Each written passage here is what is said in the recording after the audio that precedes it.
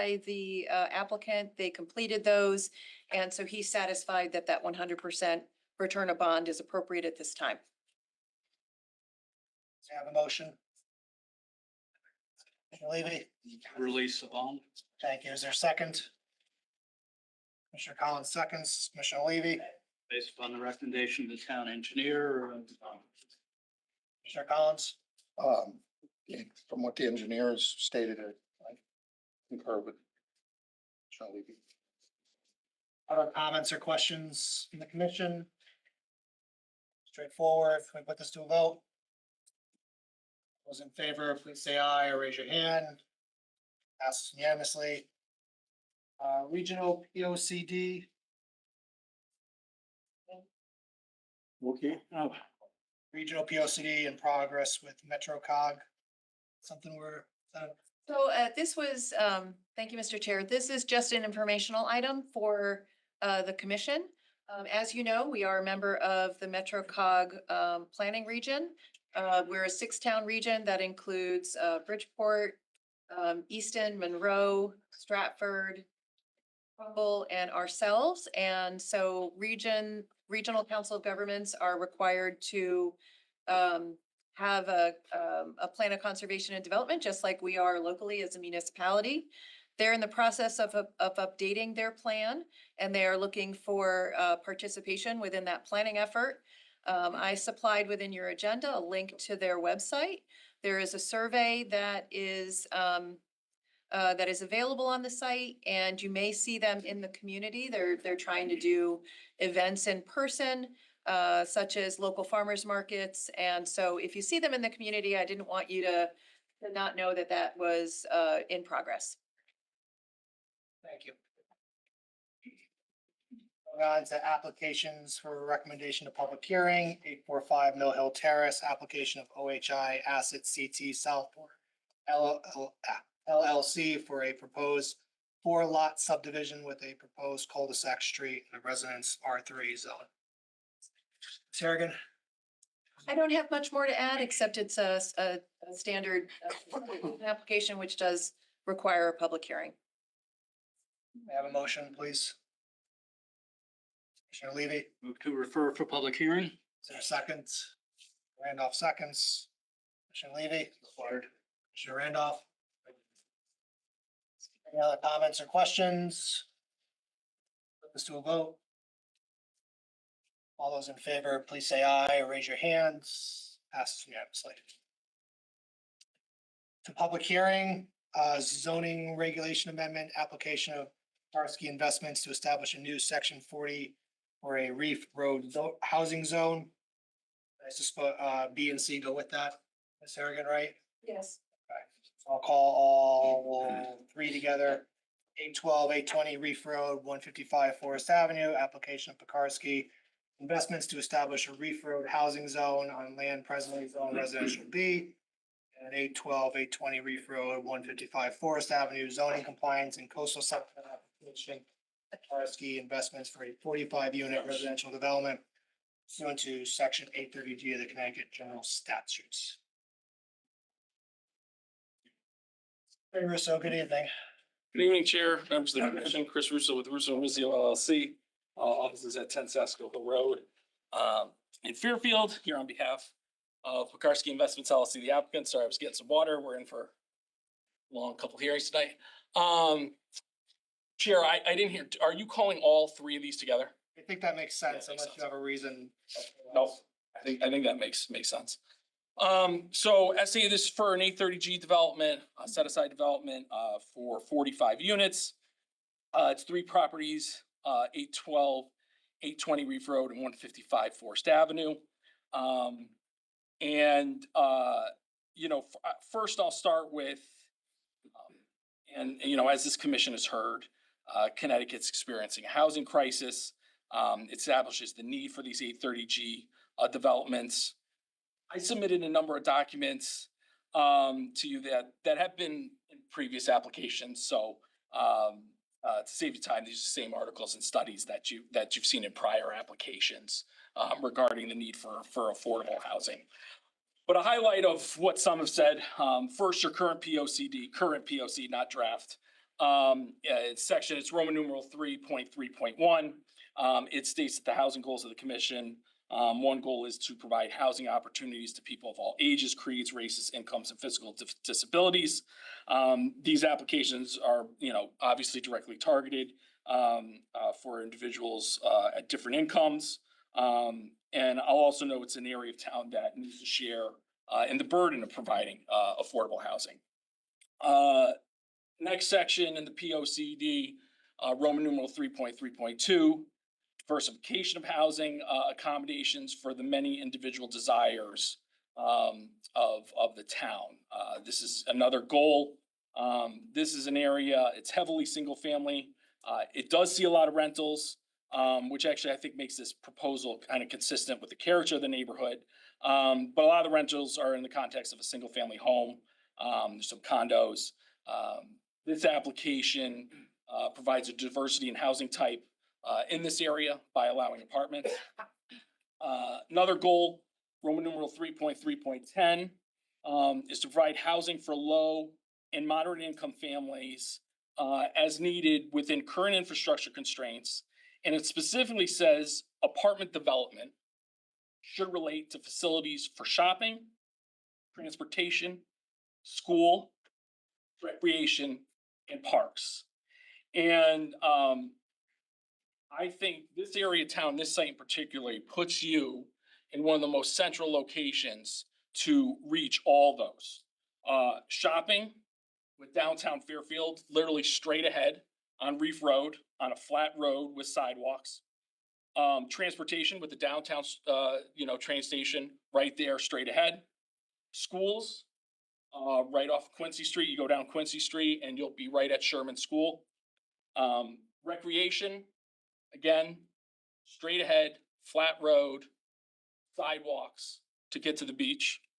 And parks, with this particular application being located directly across from Veterans Park. So this area, this particular location, I think is just about as well situated as any to provide access to residents. And as your goal stated, provide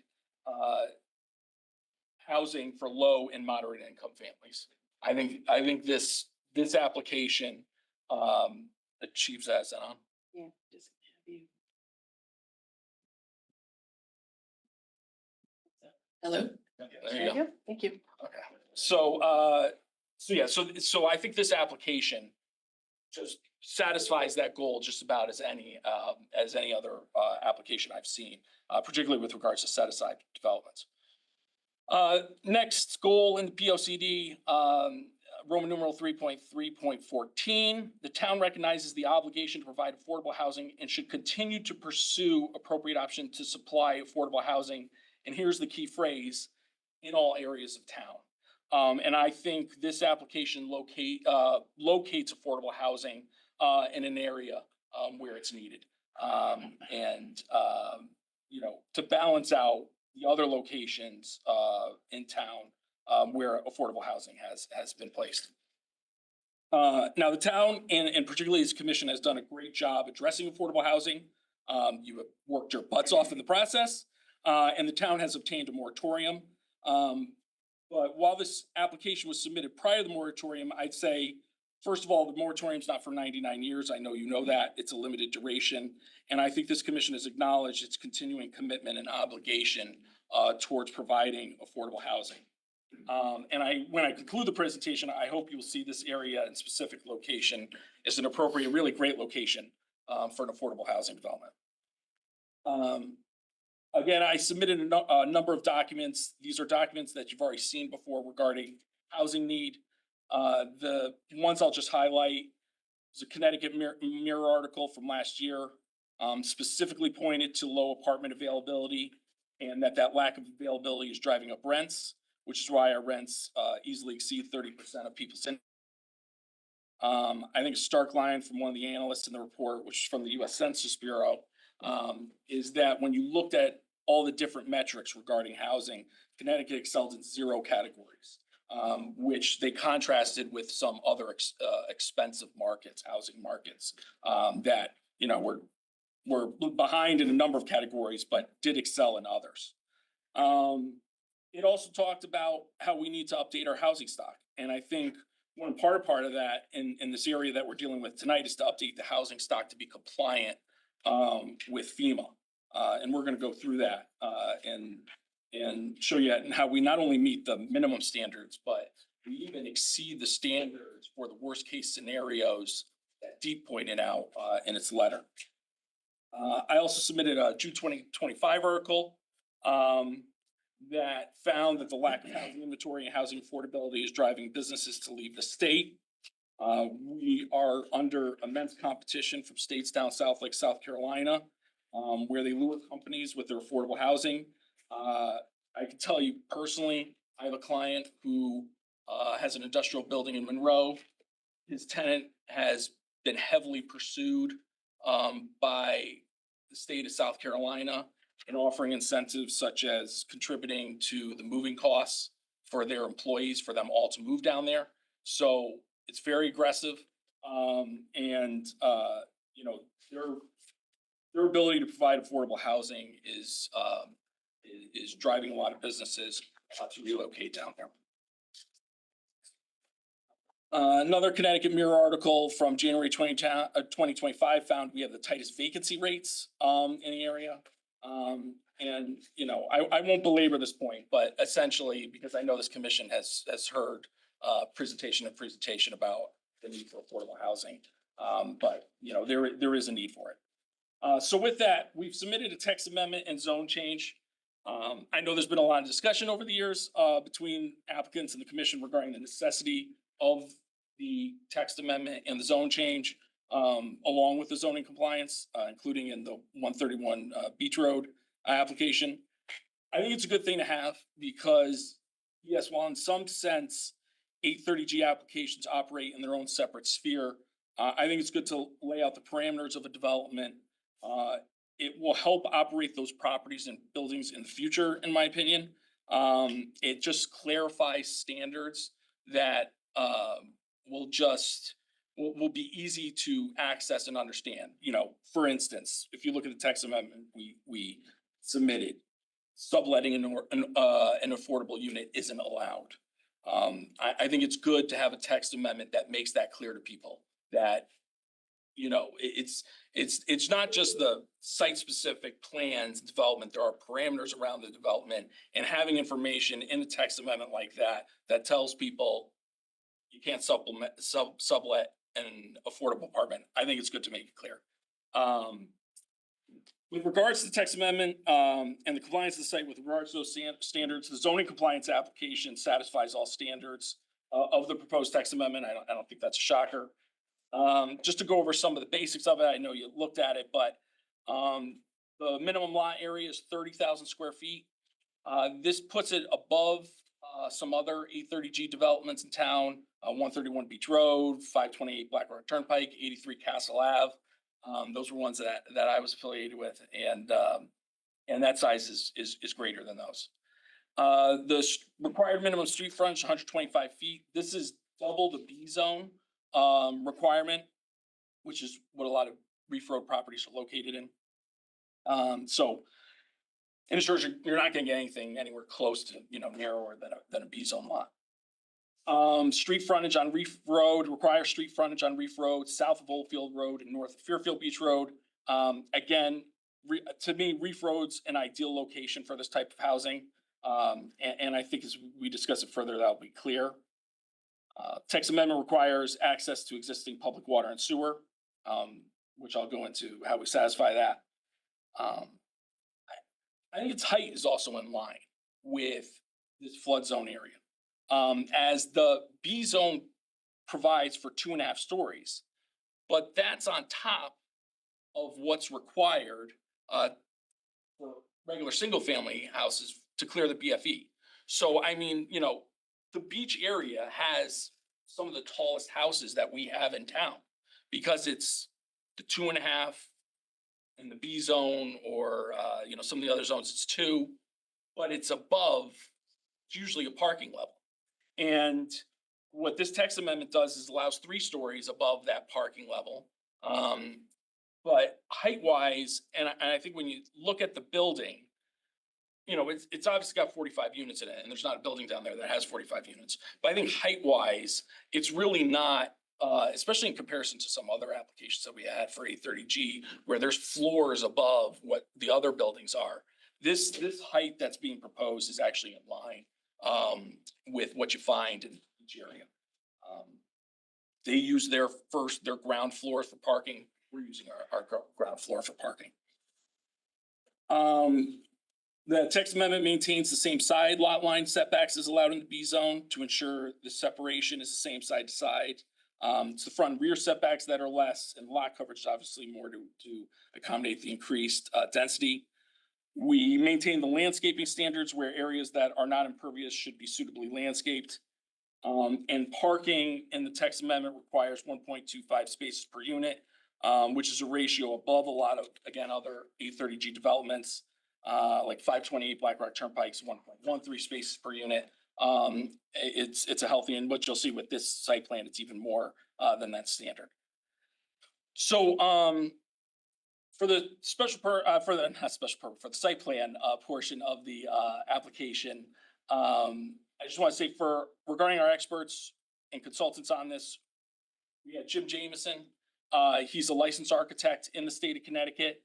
He unfortunately had a family emergency late afternoon, so he won't be able to make it. If there are questions regarding it, I will be happy to try and answer, but if there's responses that need to come from a licensed architect, I'll have to continue over to get the answers from him. We have Avon from Casitas Engineering. He's a licensed professional engineer in Connecticut. And we also have Steve Mitchell, who's a licensed professional engineer in Connecticut, also focused on in the area of traffic. Steve will speak to the fact that these proposed units can be adequately and safely accommodated by the adjacent roadways. So to get to the site and the development, the site's located along Reef Road, just For your attorney, Russo, Yes. are they all three under 830G? These items? yes. Okay, so the text amendments and the zone change, obviously the site plan, but the text amendment and the zone change, you're all bringing these applications under 830G. Under 830G. Correct. Just one question. With respect to the text amendment, you said there'd be no subletting of the affordable units. Right. Would that equally apply to all other units? I think it does apply to I have to look back to see of it, but there's a specific provision against, I'd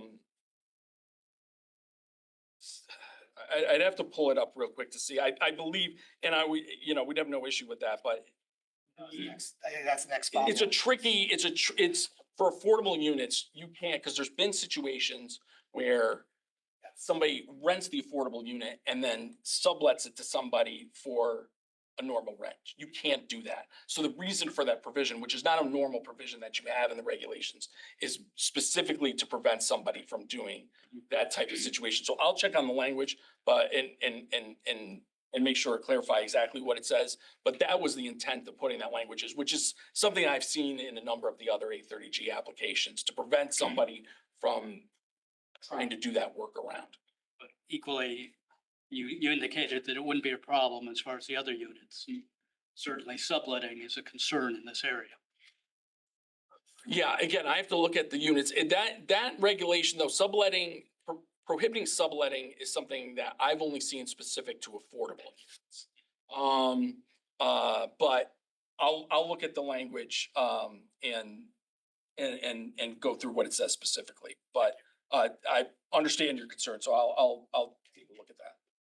If the commission, I think, kind of following up on your point, is commission would like to prohibit the subletting of market rate units. That'd probably be something that should go into the regulation and itself. You could put it in there, something you It's could. kind of, as you said, I You mean, just have to, yeah, I mean, again, the purpose of pointing that out is just that I think text amendments are useful in that they provide, it's not just a site plan and architectural plans that you have approved. And you don't really know going forward how that site is governed. It provides, the text amendment provides something you could reference and say, all right, well, this is how, these site and everything's supposed to be operated. I think that's the value of having the text amendment. Okay. And I guess that's kind of following up with him is if we're gonna do a prohibition of subletting of all units, that's where it should go as well. I will take a look at it. I just know that specifically is in for the affordable unit, for people to make sure that they don't, quote unquote, cheat on affordable units. Is there some sort of succession rights up? Family? Well, what we're proposing here is rental. So I mean, and the restrictions would apply no matter who had the property. So my client, the applicant developed it and then sold it. Those same restrictions would apply to the next owner. But right now, what's being proposed before you is for rental. It's not for sale. All right, thank you. Commissioner Randolph, go ahead. So, just to be specific, I think one of the, what we haven't called out is that the beach area is an area where there are frequently students renting and the number of course, we want to address affordable housing, and that's what 830G enables. But the unintended consequences of this without proper regulations are that we're going to create student housing, which uses a disproportionate number of parking spaces, which causes often disruption in the neighborhood. What have you done in the text amendment to address those concerns? Because we want to create affordable housing, but we don't want to create and we're required to, we're required to create affordable housing, but we are not required to create student housing. So we want to avoid that unintended. I think the challenge for the Let me finish my question. What have you done in the text amendment to address that issue? Well, see, the problem is I couldn't do it. The commission is not allowed to control ownership and who can rent an apartment. So you couldn't, for instance, if you decided that you didn't want anybody in the beach to rent out to students anymore, single family regardless, the commission couldn't pass an amendment, in my opinion, legal amendment, that would say no students. Because the commission can't control ownership and it can't control tenancy. One thing you can't control is the number of people in a dwelling unit. So unrelated. So you have that regulation. You could say, because that like flips it into a boarding house essentially. So you could say, you can't have more than 4 unrelated persons in a unit or more than 5. But to say that it can't be rented to a specific person, I don't think the commission has the authority to do something like that under the statutes. Speak up, please. I would, Speak up. We all want to hear this. you think if I hold it up like that? It's up by your chin, please. Yeah. I think practically, the difficulty for renting this to students would be there's a whole process to applying for affordable housing. And you have to submit it. Speak up, please. I don't think the mic's. Nobody can hear you over here. Microphone. Mic dying? Point it towards your mouth, I Chris. think the mic's dying. Oh, is it battery? Push it on. That's the camera. Honest, my voice is usually not a problem. But that's okay. You can ask George, is George still here? I could just plug it in for a minute. Okay. Do your best, Jared. So I guess that's the affordable. The affordable is easy because there's regulations that go with that, I think. Right. You're more concerned about market rate where. But I think the problem, but again, this goes to the practical end. If those 15 units are not going to be rented to students because it's just too impractical for students to have to submit the documentation and all that stuff to qualify in time to then, which, I mean, you can't, right, you have to do it in order. You can't just go, all right, I'll take this student who applied first, I'll skip over the 3 people, private people, and then go to the 4th student and then the 8th. You can't do that under the way the affordable units. So to rent it to the affordable units, the affordable units, 2 students, I think will be very practically difficult.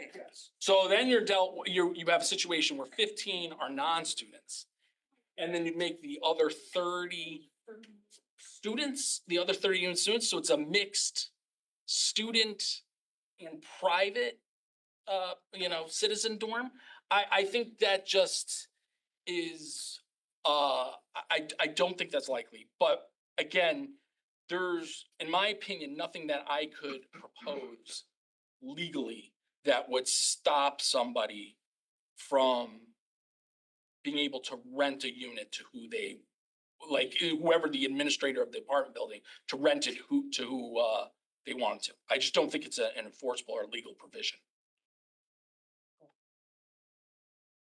The 4-person restriction would still apply. I mean, that, or 5, depending on where you are. But as far as who those people can be, I just don't think that's a legal provision that the commission can have. That's why I didn't include it. Does the brothel law go up to that? That's the basis of that law is the brothel law. So I mean, again, you couldn't pass an amendment like that in the beach district zone. I just don't think it's legal to stop any of the owners of single family residence there from renting to students. I'm just gonna make one housekeeping announcement, which is the green tiles in the ceiling are live mics. So if you're having side conversations, those are gonna get picked up on the microphone. So if you can just keep your chatter to a minimum, that'd be great. Thank you. That's important because should anything go up on appeal, we have to transcribe. It's very difficult to transcribe with conversations going on, so even keeping conversation to a minimum is probably a little too much. If we can just be as quiet as possible, please. Thank you. So getting to the site, site's located along Reef Road, just north of its intersection with Richard White Way. The adjoining property site have zoning designations include Residence B District and the Designed Residence District. The site is currently in the Residence B District. Site contains 3 properties. 2 located directly on Reef Road, 812 and 820 Reef Road, which each contain a 2-family dwelling, and 1 property located at 155 Forest Avenue, which is currently vacant. In total, all 3 pieces together, site consists of 0.817 acres or 35,592 square feet. There are no wetlands on the site. My client received approval from the WPCA to connect 80 2-bedroom units, or 160 bedrooms, to the sewer system. With this application, we're proposing 45 units, which when you do out the bedroom counts, totals 81 bedrooms. So essentially half of what was approved already by the WPCA. Applicant proposes to demolish the existing buildings on the site and construct a multifamily residential development containing 45 dwelling units. The breakdown is 3 studios, 6 1-bedrooms, and 36 2-bedroom dwelling units. In terms of affordable units, that would equal 14.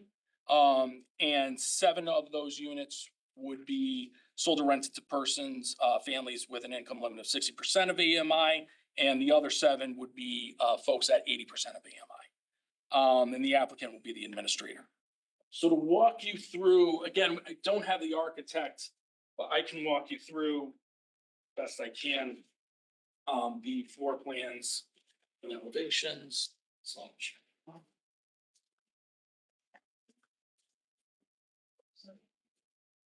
me show you the site plan first, just to orient it.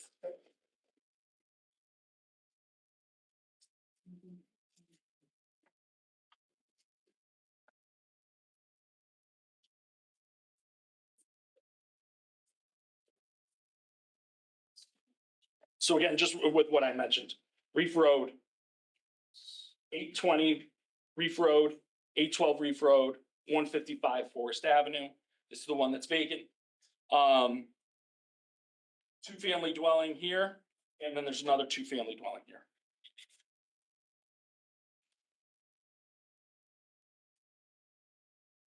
Proposals for a single building, full access driveway on the north side of the property that you would come into, and then you would have parking in the back here where 155 Forest Avenue is. To the members of the public, It's up on the. John will, thank you, John, for this, be putting what's shown here up on the screen and do his best with the cursor. Yes. Is it possible to have him go to the screen and point to these things so that everyone can get the benefit of seeing? Well, let's see if we can do with the cursor first. And if it's not much of a problem, then yes. Yeah, I can do that. So again, there is parking underneath the building. So with that, I'll switch over to the floor plans and elevations, just so I orient you. So I'm switching to the, first one. Yep. Thank you. So Reef Road, north side of the property, Hold on 1 second. ground floor. Be able to come in, go under the building, parking spaces here, 11 spaces, 7, including the handicap, 8 spaces with a handicap, and then 10. Also has a ability to accommodate a handicap van down here in this corner. You can see the lobby that comes in right off. There's crosswalks that lead from the back parking area on the Forest Ave portion of the property. Crosswalks that'll take you up to the lobby, as well as crosswalks that would take you down to Reef Road. When you come in, there's a stairwell to go to the upper floors. There's also 2 elevators. Other thing you see is there is a bicycle storage area. And then if you look to the left side of the plan, there's 2 stairwells on either end, as well as a stairwell that leads up to the courtyard area. And you'll see the courtyard area better in a later plan. Next page, second floor. Is there a EV area where they? There is EV, it's gonna be in the Forest Ave portion of the parking lot. We had a code review. I know this from previous applications, talking with the fire marshal, does not want it underneath the building. So it's located over, it would be located over on Forest Avenue. That's where it is. Second floor. Should be need something. Let's get my attention. Courtyard in the middle for all the residents to enjoy. And I think it's a nice part of the design. It's enclosed here on 3 sides, blocked from being seen on Reef Road, so it gives it some privacy. But also, if you're on Reef Road, you're not just gonna see this open courtyard with people on it. So it's tucked in there. Then you have your residential units around it, and then also some amenity space. There's a laundry that's here. There's a lounge area.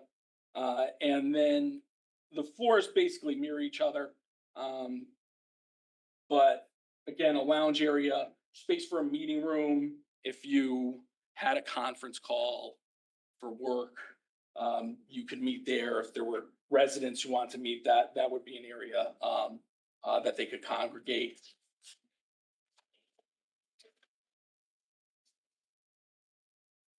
And then 4th floor, again, in that area, that's kind of where the common areas have been.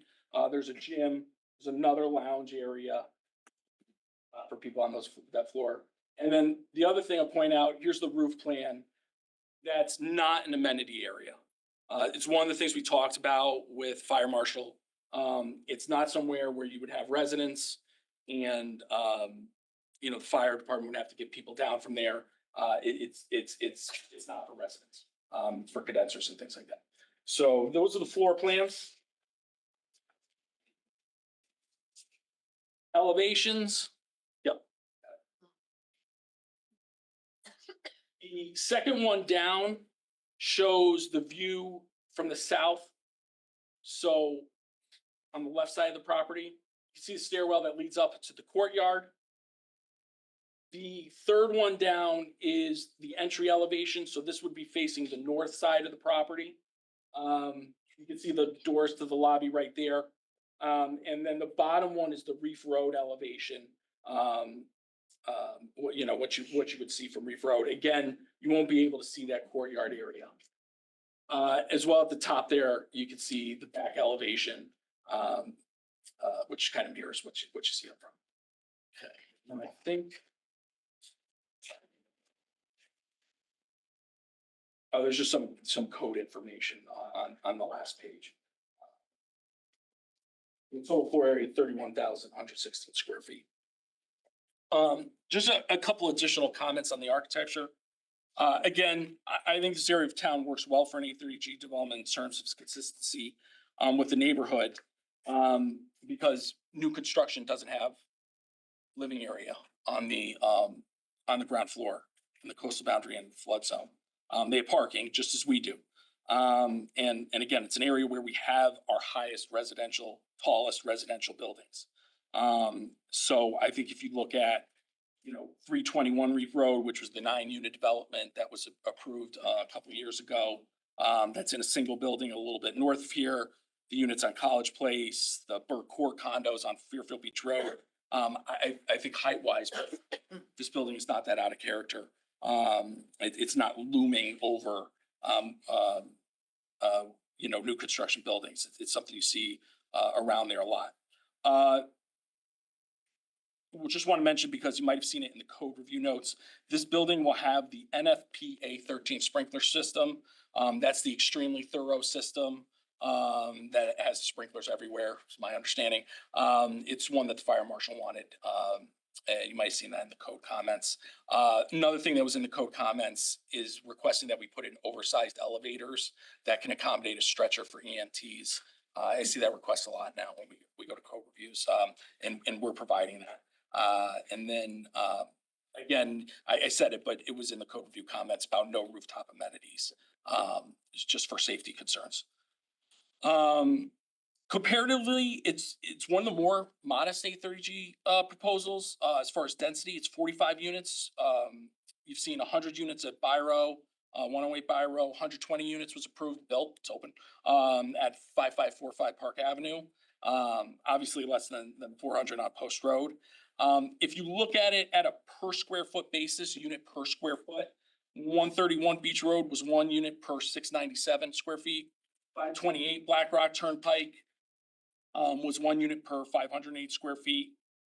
83 Castle Ave, if you remember that from a couple years ago, was 1 unit per 581 square feet.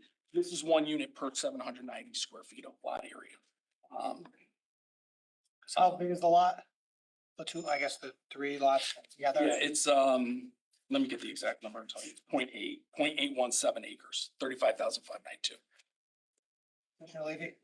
How much of that is the forest lot? What percentage? How big is the forest lot on its own? I can tell you by the survey.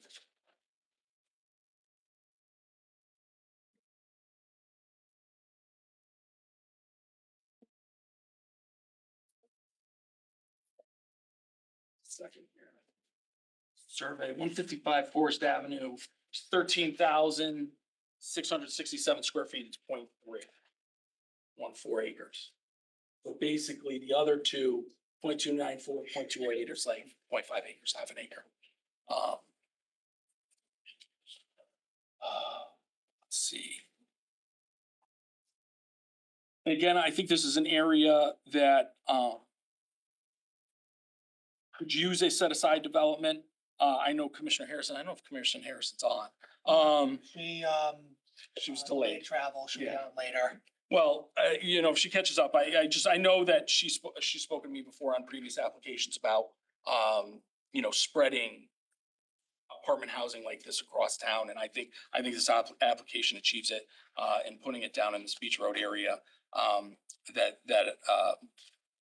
south of Woolfield Road, I don't feel has a development like this offering apartment housing. Again, I think it's a great location because of its proximity to many of the town's amenities. Veterans Park is huge, and I'd say underutilized. I see people playing, and just so you know, this is where I grew up. I was born right near here, so I've known this area my whole life. But I see people playing bocce and tennis. I see kids on the playground, but it's an over 8 acre park. And I think it's extremely underutilized and it's a great amenity. It would be a great amenity, for residents at the. You obviously have the beach, which is an easy walk. It's flat. There's sidewalks on both sides of Reef Road. It's short to get there. So it's got great access to there. It's funny because I'm reading a book right now about getting kids outside. And one of the chapters talks about how difficult it is for some kids just to be able to get to a beach, even if it's, relatively close. Whether you're in a city and you have to, get on a bus and then get on a train and then get on a bus again and then walk to get to a beach like this. And this amenity, which is, I think, our greatest amenity, is right there. And I think to locate affordable housing in an extremely convenient and safe location to access it is really, I think it's tremendous. I enjoyed it when I was a kid, and so I'm sure any future resident of this building would also enjoy it. And then I think with that, I would turn it over to our engineer, who I believe is here, to go through Questions, site plans. questions from Commissioner Levy? We point out where there are air conditioner compressors and where the trash pickup would be. Trash pickup, yeah. Okay, yeah, I think Avon can answer those. Very good, thank you. Thanks. Sure thing. Do you guys have any questions before I step aside? Right ahead. Good evening, commissioners. Dealing with architecture or still questions of that? Well, if you have questions on architecture, ask So- Attorney Russo as best he can So answer. what are the materials?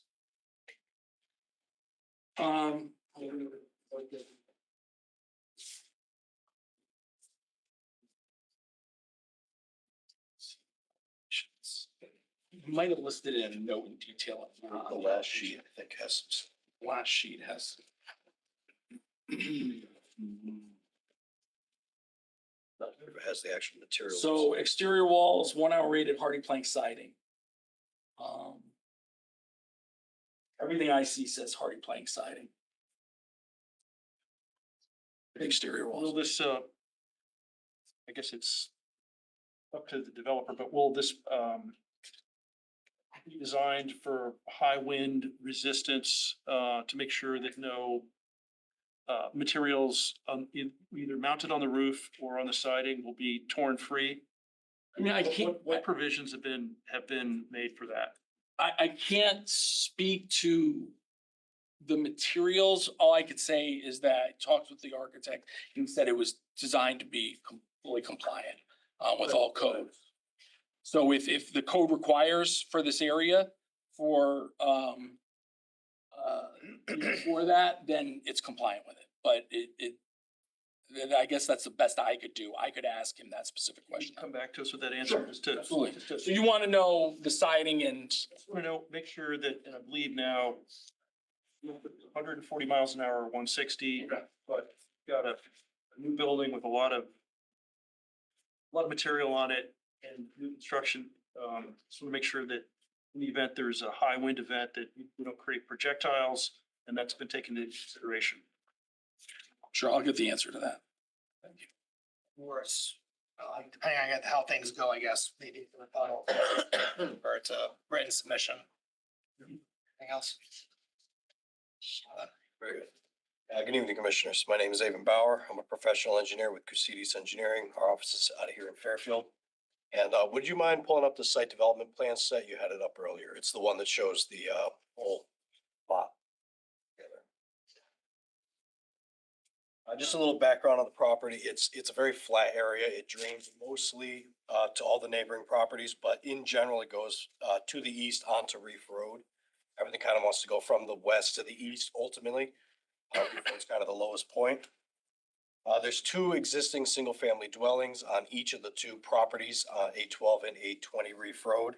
One of those was recently constructed to meet FEMA standards. The other one, it's a multifamily structure, does not meet FEMA standards, nor does it have any drainage associated with it as far as underground detention, that is.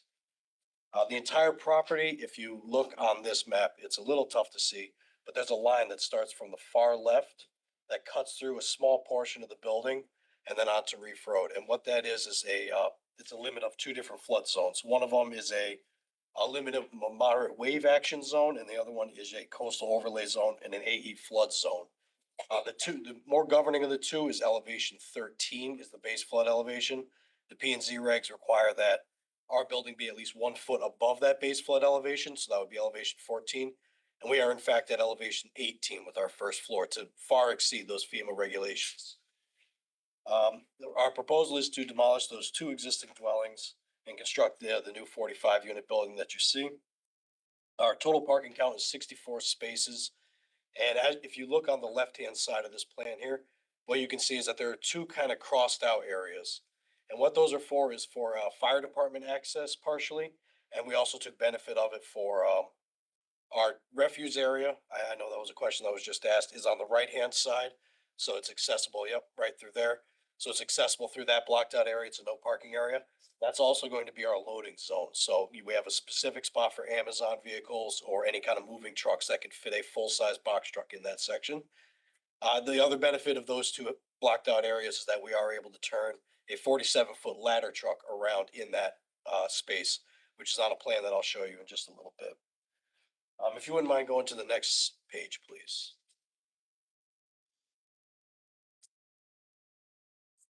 So this is our grading and drainage plan.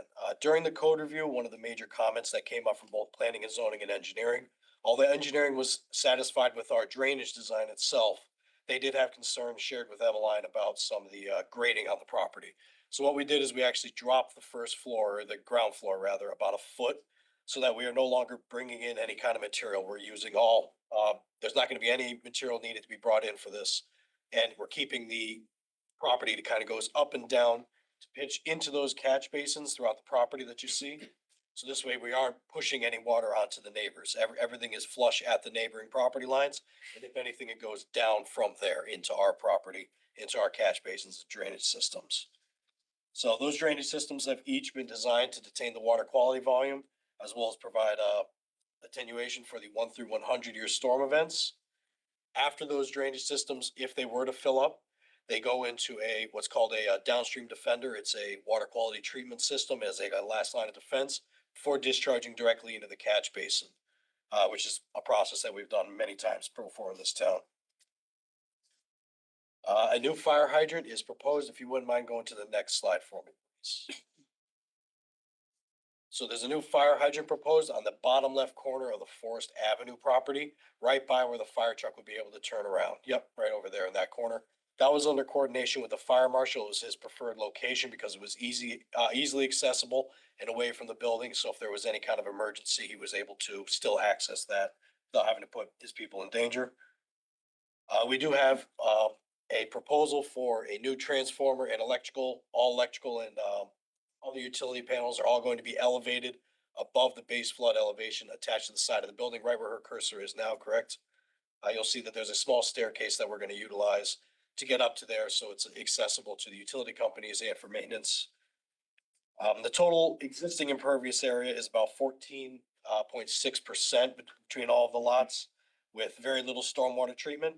We are going up to 80.8%, but the entire property is now being directed into those drainage systems and will be treated for water quality and groundwater recharge. The whole purpose of our grading scheme was to maintain those historic flow patterns, as I mentioned. We want to make sure everything is still draining properly and it's all going to make its way onto Reef Road as it always has historically. Our excavation and fill estimates show about 7 yards or 1 truckload of material that would need to be removed as part of this development. There isn't any need to bring in any fill because, as I said, we made a big effort to make sure we weren't diverting water from its natural flow path. Would you mind going to the next slide, please? Thank you. We have a very stringent set of sediment and erosion controls, a silt fence that surrounds the entire property, as well as a mud tracking pad at the entrance, protected stockpile areas. And as I mentioned, all these plans have been reviewed by the engineering department, which they were satisfied with the drainage design and the S&E control design. And I'm more than happy to answer any questions should you have any. And I thank you for your time tonight. Commissioner Randolph? Evan, right? Even, yeah, Thank thank you. Thank you for your thorough presentation. So, What is the maximum rainfall that you, designed to? I don't remember off the top of my head, but I believe the 100-year storm is in excess of 10 inches. So Very if significant. we get 10 inches of rain, where does the water go? With that, that's all gonna go into those. If you see on the left-hand side on Forest Avenue on this plan, you see those boxed areas? Those are all, Cisterns? yeah, they're, 2 foot high concrete galleries. But are the galleries with 10 inches of rain, they will accommodate 10 inches of rain? Yes, yeah, so what those are designed for is if they were to overflow, which I don't believe they overflow until the 25-year storm, which is about 6 and change inches of rain. When they do, it's gonna pass through that water quality treatment system before discharging into the street catch basin, which is, it maintains, that's exactly what it did under historic conditions. So it goes into the street, it doesn't go onto adjacent parcels. No, like I said, basically all of our grading design, the high point is along our property line and then it dips into the low point on our properties. So just simple terms, if we were to exceed 10 inches of rain or 10 inches of rain, likely that the floodwaters would rise at that point? And that It depends on the reason for that rain. If we do have significant flooding, yeah, unfortunately, that the whole area would be underwater in that case. but it's designed for 10 inches of rain, which is Very a significant. It's, lot of rain. yeah, that's The water will go into the stormwater on the street. correct. Yeah, it'll go underground, infiltrate into the natural soils underneath and then flow into the stormwater, catch basins. Are you gonna address the deep letter? So I was gonna say, he was gonna address it at the end, but the main points of the deep letter that I would like to kind of address is that one of the comments that Deep came up with was that they believe that the state code requires us to exceed the FEMA standards, which I believe that we have. Typically, he mentioned that there was a potential for, I believe, a 26-inch increase in the flood elevation, which would bring it from 13 to 15.2, give or take. 15.2, 15.3. Our first floor is at elevation 18, which is well above that flood elevation, as well as all the flood venting for the enclosed spaces on the bottom, which is really only what's required. The lobby, the elevator space, all that flood venting will be approved by the building department and overseen during construction. It's a very minimal area. The entire parking structure underneath is on stilts. So it's gonna be basically open parking with just a lattice that would allow floodwaters to flow in and out of. And when a storm event like that comes around, they don't come without warning. He mentioned something of Hurricane Sandy, but we knew about Hurricane Sandy for more than a week before it actually came. At which point, residents would be either told to move their vehicles to a safe location, which is what most towns do in those situations like this. And then all the residents would either evacuate or they would be staying safe inside the residences where they're well above the flood elevations. And I'll get into a deep letter a little bit later, but with what Avon said, and I don't know if this letter is supposed to be an impartial review or what it is, but I point out that they make this comment about storms potentially exceeding by 20 inches, but then don't mention the fact that we've designed it even beyond that and take that into their consideration. So, and that's what Avon's trying to point out. We're not just above where they have us for the base flood to be above the base flood elevation, which is 13. But if you were to take the worst case scenario that Deep was outlining, it would be 15 and we're at 18. So the Deep letter mentions nothing of the fact that, well, we covered that by going even well beyond what the worst case scenario is. Which I mean, to me, it speaks to the impartiality of that review letter, and I'll get into that later. But I wanted to reiterate that point, that we're well beyond the worst case scenario, and I think the other thing that taking the building and the units aside, and even you can speak to this, we're improving the drainage situation on this site. Absolutely, yeah. There's a couple low spots throughout some of the property that we're addressing. We're either creating catch basins and, bringing the water to where it should be going. And then on top of it, we're increasing the water quality volume, or water quality rather, through the detention systems, where none of those exist on the 8 Reef Road property. Which is something that happens often. Whenever we do new construction applications, we're building it to today's standards. So in a lot of applications, we're improving the drainage situation. But I mean, I still think it's worth to point out, and right, Evan's talking about the 100-year storm and how we are accommodating for that. This site, we're meeting that and we're tremendously improving the drainage here. Commissioner Levy? What are the elevations at the ground level? Oh, great. Yeah, the elevation of the ground is approximately 6. It ranges from, excuse me, about 4.5 to 6.5, but where the building's going, we're proposing an elevation 6. That's what the ground.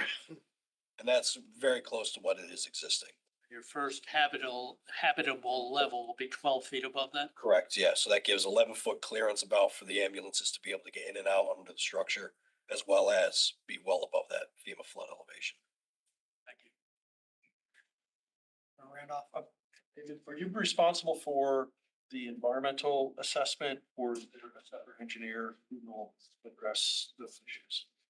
We did partial environmental, and that was what the water quality, but was there something more specific? The stormwater and flood level rise, and then the issues addressed in the deep water. Is that your area of expertise? Partially, yeah, there's some of it. Or I'm just wondering if I should ask you the questions or if there's someone else. No, I would probably be the best. So, you're familiar with the deep comment letter? Yes, oh, yeah. Okay. Can we get that out and get up on the screen? Do you have that, John? If not, I can. I do. Thank you, Mr. Mullen. You do.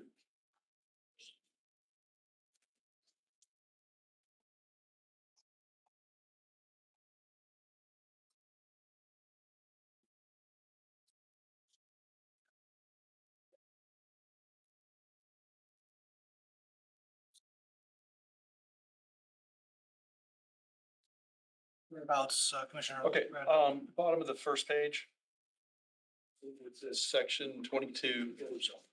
Are you familiar with this paragraph? I am.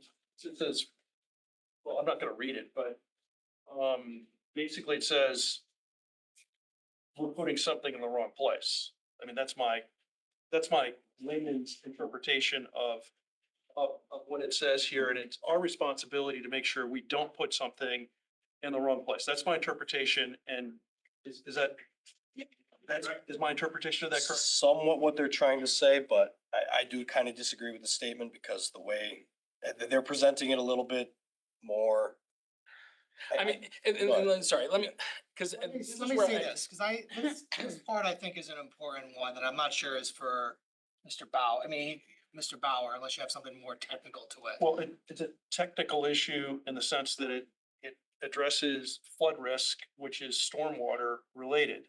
And so Mr. Bauer is the licensed engineer, and someone on the team as a licensed engineer has to take accountability and put their stamp at stake to say that this is a safe project, and I don't know who that is. well, except that what this letter is trying to say really has nothing to do with the coastal resources. When I submit a coastal, and this commission has seen a lot of coastal site plans that have been submitted. And there's specific sections, intertidal flats, rocky shorefront, shellfish concentration areas, shorelands. And you look at where those things are in relation to your site and how you may impact them. We're nowhere near those coastal resources. And we're nowhere near it. We're designing a building that's FEMA compliant. We're not in a VE zone that's susceptible to significant wave action. We are at the very edge of flood zone. I mean, the thing that blows my mind about this letter is essentially, and if you remember the old Dam Road application, which I had like a few months ago, where they said they were arguing against the application because we were going from 2 bedrooms to 4 bedrooms. So they said that was an increase in density of the single family value, 2 bedrooms to 4 bedrooms. DEEP is trying to say that they now have a policy through the Coastal Management Act, which is supposed to regulate those resources, those very sensitive ecological resources. That their policy now is that they're not going to support any residential development that increases the number of units or the number of bedrooms in a residential building along the 600+ miles of coastline in Connecticut. which I think is the state's greatest resource that it has. I mean, that Not is, even on the coastline, it seems like it's within the coastline by a decent amount, it's just in the flood zone. it's in the fun zone. I mean, it is going so far beyond that section, what they're citing. There's danger to life if you are in the VE zone. And when you look at, if you go through deep documents talking about hazards out there, there's danger there. We are so far beyond it. If you go to the picture that was included with this, I'm not, yeah. and this picture, you can't see it here because it's not in front of your face. You can see the stop sign intersection that's below this site that goes to Richard White Way. So all somebody would have to do to avoid whatever they're saying is the danger to life, which they don't even specify what the danger is. All you would have to do is in the week's time that it took from Sandy to form into a hurricane to when it hit, you'd have to walk up to where this person took the photo, which is like 200 feet. And they're saying that is the reason for denying the application. I mean, it's such an excessive statement that's coming from them. And I don't find any basis in a legal interpretation where that law could be construed to say that we're having a negative impact on coastal resources by building a FEMA compliant dwelling that's on almost the very edge of a flood zone. They don't, and DEEP doesn't provide any evidence as to how deep the water was in front of the site. What was it subject to? Is it subject to, what is it that's their concern? That it's flooded and people can't get on there? Or is it that there's currents? I mean, there's no specifications. And this commission knows, because this commission knows the details of an appeal, that you have to show a specific harm and provide evidence as to what is the specific harm being caused. And they show a moment in time. We don't know how long it lasted. They don't provide the information how long that water was there in front of Reef Road.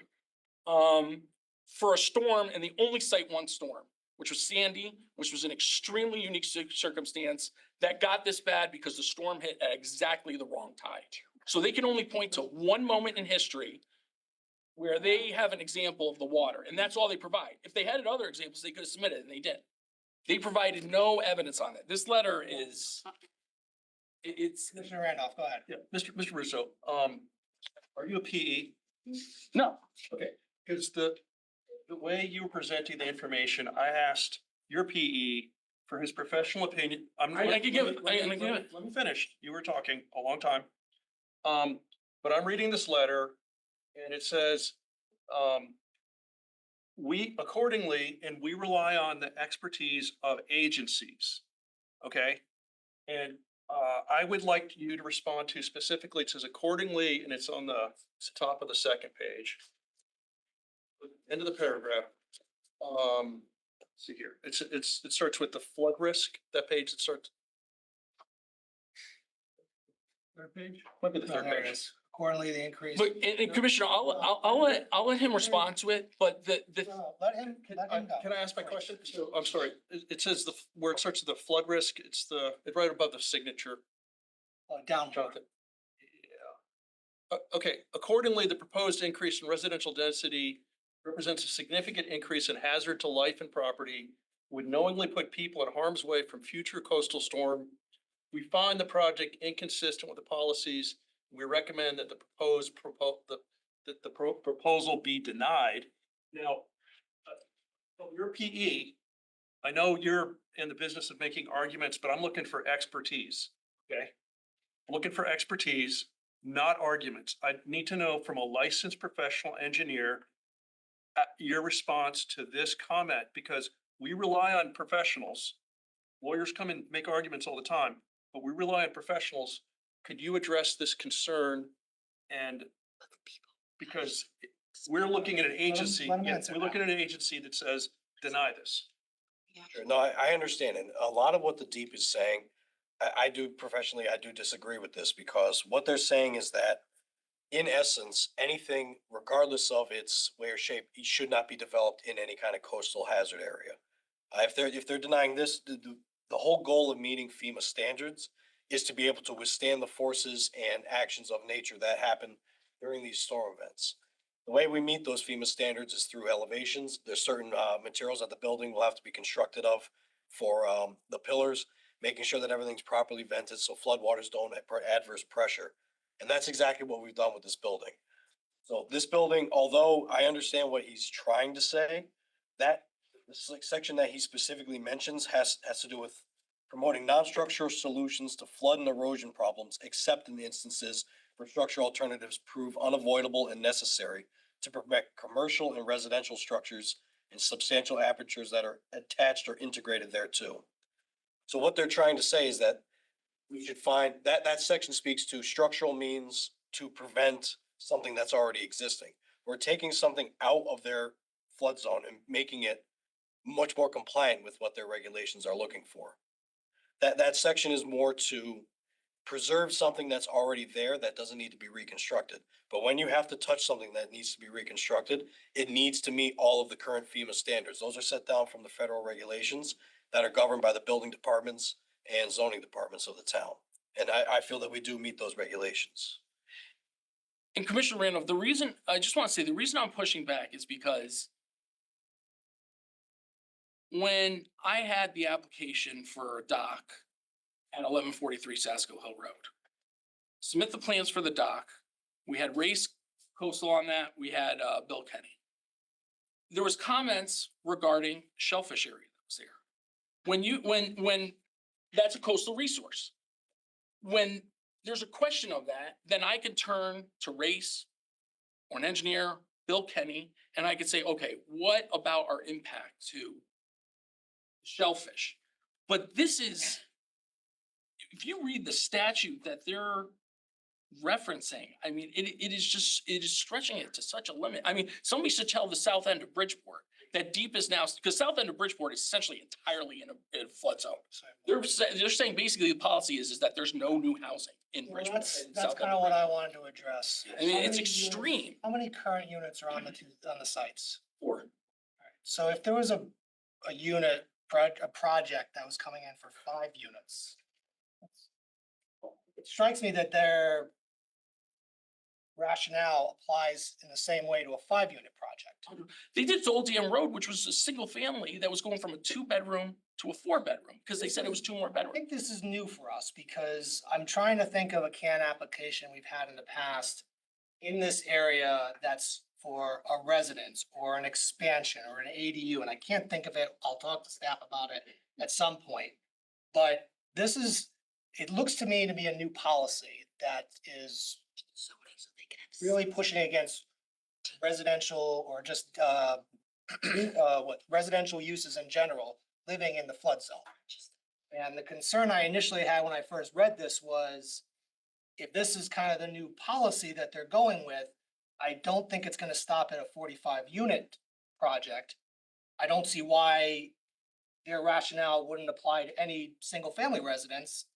And now all of a sudden, we have a potential threat for residences, all types in these areas for CAN applications for any reason. For any reason. I mean, 155 Forest Avenue, which is in the flood zone, is vacant. They're essentially saying it can't be developed You need a CAN application for for new construction. new I construction. mean, there's certain exemptions. There's certain exemptions. But Something's knocked down, they want a renovation. You had a CAM application we had for the porch on the 3rd floor, whatever it was, recently with you as well. So I mean, this is what's somewhat concerning, because I read this as a policy thing, and I know I understand you. and that's why I'm arguing it, because I think it's a policy. This strikes me as an. And we have 600 miles of coastline. I mean, think about how much this impact, and then I don't know if it extends to rivers. I mean, there's flood zones against rivers, so now there's no development along the Connecticut and the Housatonic. I mean, Can it's. we just have circle in? And CAM application with that? Well, I got the response to that, Chair.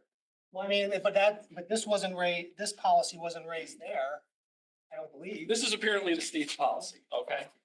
If you go, If you're asking staff, I will say that the DEP, because of recent changes to state legislature, recent changes to state legislation within the last couple years, sea level rise and resiliency is something that. No, that's without a doubt. I Right. know where this is coming from, but Yep. it wasn't just a few months ago that we had. No, circle and in. The duplexes that we're seeing as I guess that well. wasn't in a flood zone, so I guess that's the difference. The but- duplexes in the flood zone that aren't within 100 feet of a coastal resource that come to you, we're getting the same comments from the DEP about concern about increases of potential harm to life and property because we're going from a single family to a duplex, even though that's a flood compliant duplex. So I would say that this is a consistent and expected comment from DEP, and we've seen it on the duplex applications that have come before the board.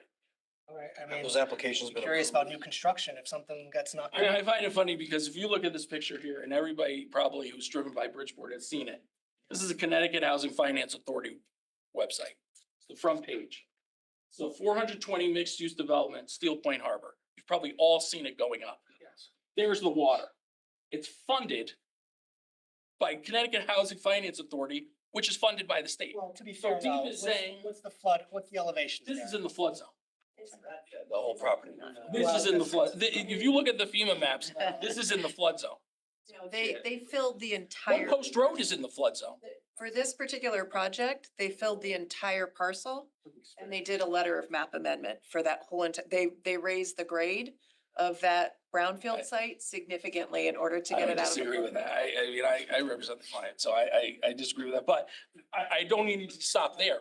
One Post Road, One Post Road is in the flood zone, the 20-unit apartment building that was approved. I could tell you, 3115 Fairfield Ave, I got development in Bridgeport approved, that was in the flood zone. I could go up and down, 225 Lordship Boulevard.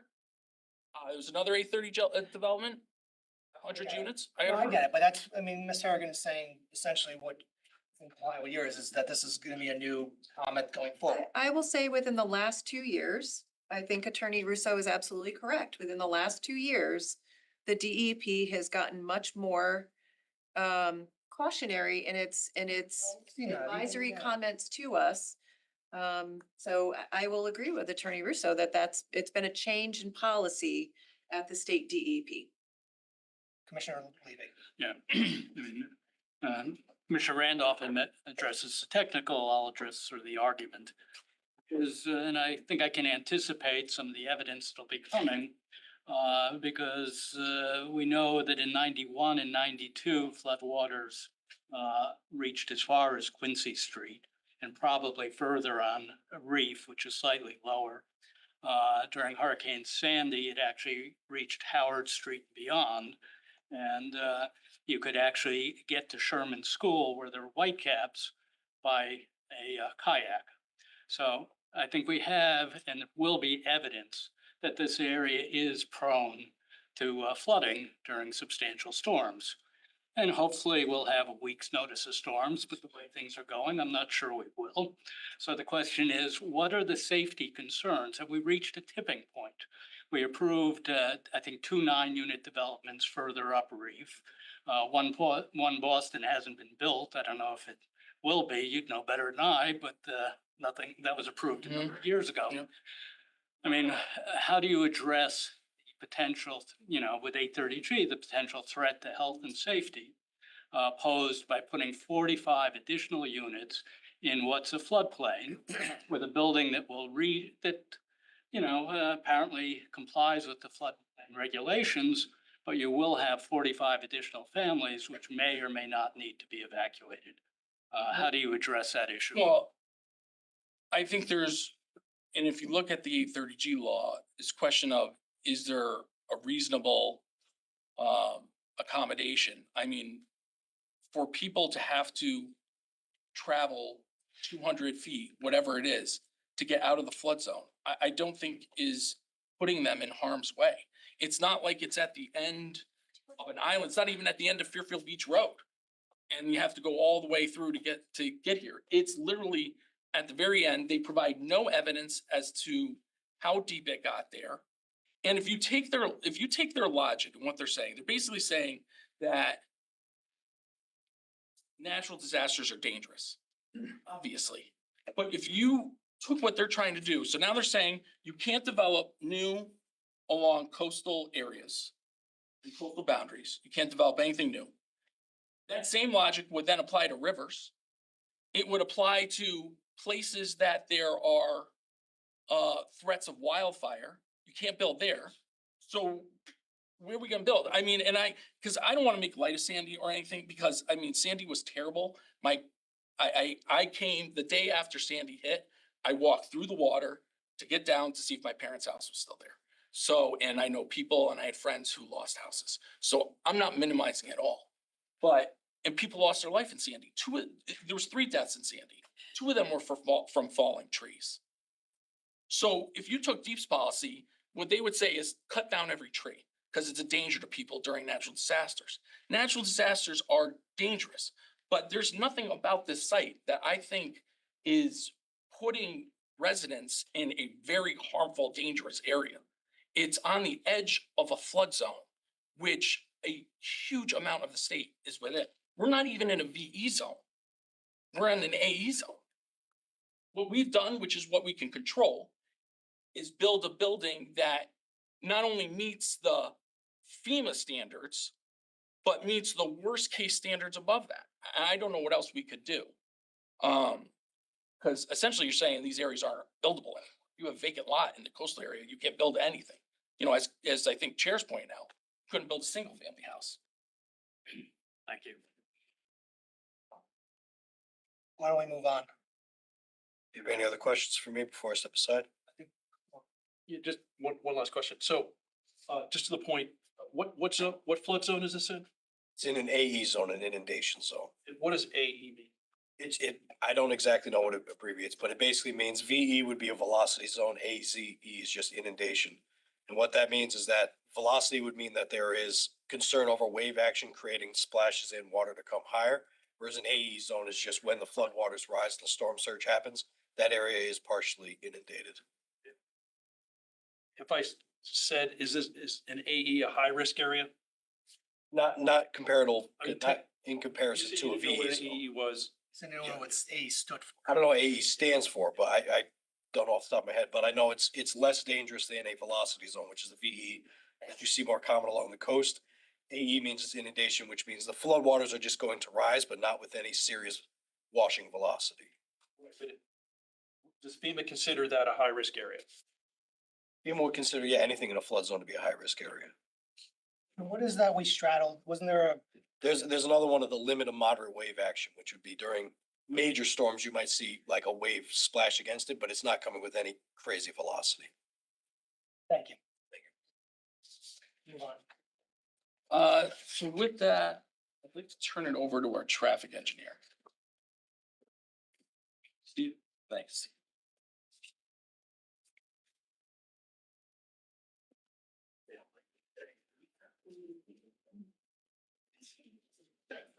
Good evening.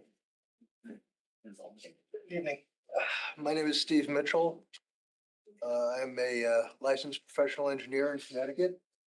I have been practicing as a consultant for traffic engineering and transportation planning for a little over 48 years now. And I did the traffic study for this site.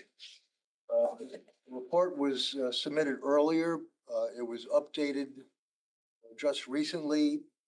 The original report was done on the basis of a maximum of 55 units, which as after the architectural plans were finally finished, there weren't that many. So the new one is really just for the record. There's no changes in the outcome. It's just to keep the record complete for this application.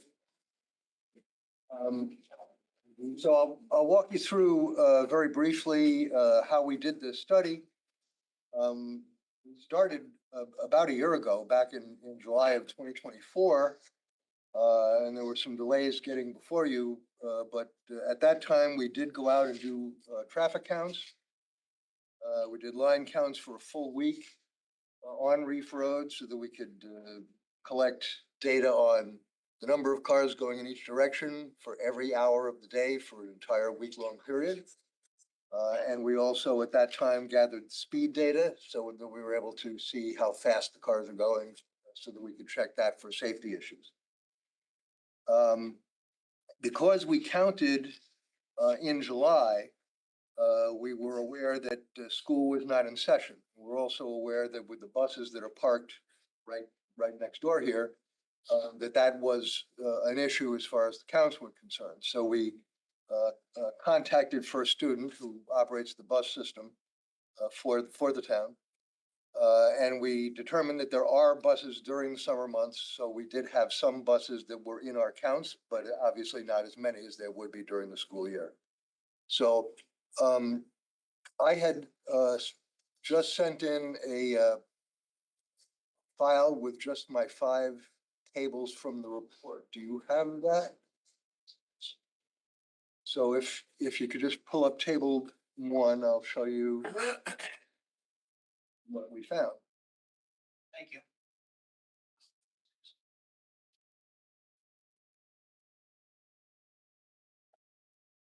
Okay, so the left side of the table shows the bus traffic northbound and southbound at the higher hours of the day for the bus traffic.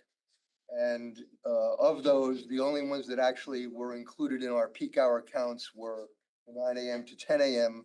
with 30 buses during the summer in the southbound direction. However, during school year, we would have 110 buses in the southbound direction, so we had to add 80 vehicles to our count to even those out. In the afternoon peak hour, there's 110 buses in the southbound direction, and obviously we didn't have any counted during the summer, so we had to add all 110 buses. So that was our first adjustment to our counted traffic. We then looked at historic counts. We always like to check and see where our counts compare to historic values.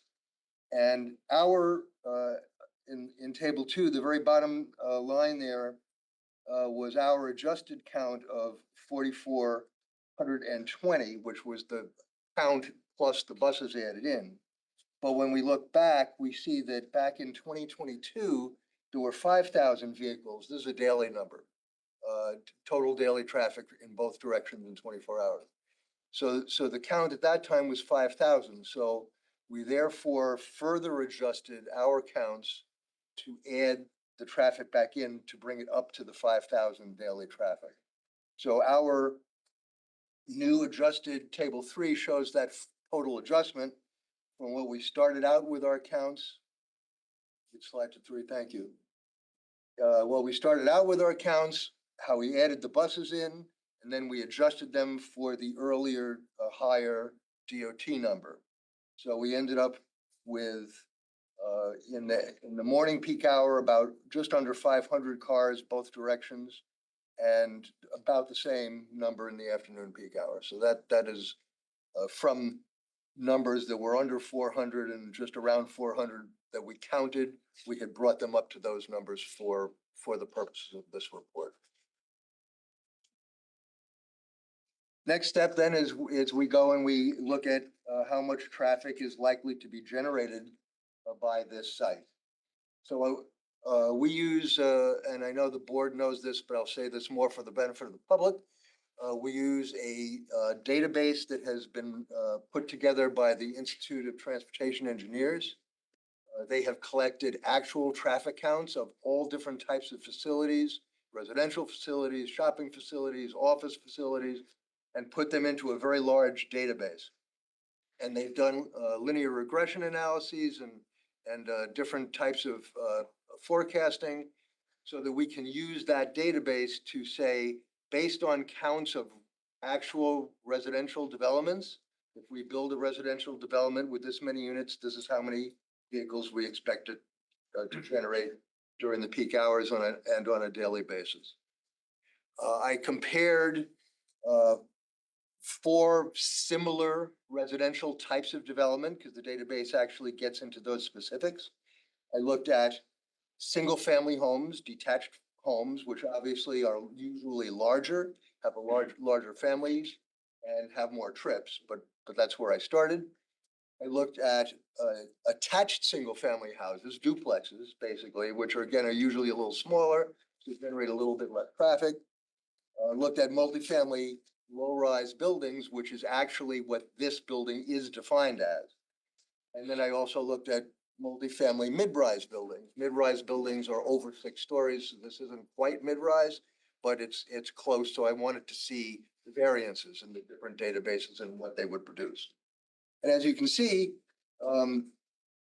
single family, of course, is the highest, but you think about the size of this lot and 55 houses, you're really not a comparable thing. That was just more for my seeing how the entire database worked.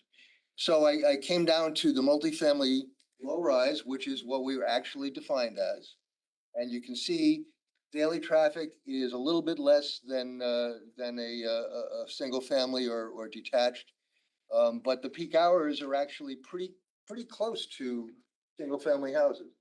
So I thought that was a reasonable prediction of what this type of development would generate.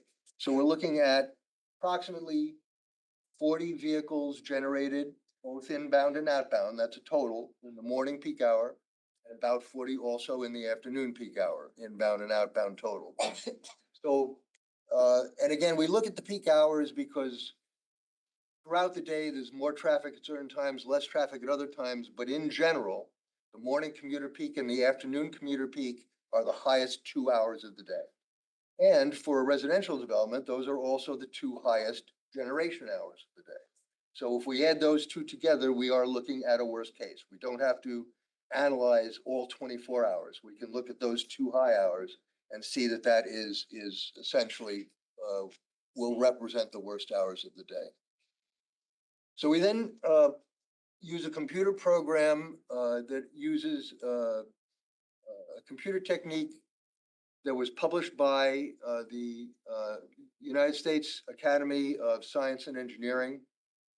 It is published in a big thick book called the Highway Capacity Manual, and it's used by traffic engineers throughout the United States. It has various techniques for analyzing intersections, stop signs, highways, 2-lane rural roads, all different types of techniques depending on what it is you're trying to look at. Essentially, the simplest term that it gives you is it looks at the delay that you're expected to experience at the intersection. So for a stop sign, that delay is primarily on the side street. The car is trying to move out into traffic. And it's based on the volumes on the main street because you have to be able to find a gap in that traffic to pull out into the street. And it does that analysis, and it determines what your delay time is pulling out from that driveway. It also looks at the entering cars, the left turns and right turns turning into the driveway, because the right turns pretty much are not very delayed, but the left turns in have to cross oncoming traffic. They could have a delay if the oncoming traffic was high enough. So the analysis gives us a sort of a report card rating. It goes from A to F. F is high congestion. A is virtually no congestion. And what we see here is that the driveway in both the morning and afternoon peak hours for exiting traffic, people coming out of the driveway, is expected to operate at a level of service B. Typical delay pulling out would be between 12 and 14 seconds. So as you come out, you stop and have to find a gap in the traffic, and you pull out when there is a gap, and that will take approximately 12 to 14 seconds. Pulling in is level service A for both the left turns and the right turns. Very little delay pulling in because you're not as much traffic that you're trying to cross. Now, I point out that you think about that. And also it does calculate the queue of how many cars you expect to queue up trying to make that maneuver. And as you can see, from this table, the queues are less than 1 vehicle at all times. So in general, a car will pull up, he'll wait, he'll find a gap, pull out before the next car comes up behind him to try to do the same maneuver. And that's not really surprising when you think about 40 cars an hour. That's a car every minute and a half. And that's in both directions. So the traffic volumes from this site are not very high. The traffic volumes on the main road are acceptable. They're not real high. The stop sign just below there handles the traffic, doesn't back up at the stop sign. So when they're traveling unimpeded, there's really not an issue. The last couple of things we looked at, this calculation is good, but it assumes that you can see far enough to be able to see the gap in the traffic to plow. And in a case where there was something in the way or a hill or a curve, that might not be the case. So we look at the sight lines, that's a separate calculation, and the sight line available from this driveway location is over 1,000 feet in each direction. And that is well more than what is needed for the actual travel speeds. At this driveway location, we're about 30 miles an hour in each direction. And that's hardly managed, of course, by the fact that the stop sign is only 300 feet away. So people are stopping at the stop sign and then accelerating. So they're not going all that fast. And if you're coming southbound, you're approaching the stop sign. So you are also decelerating at that point.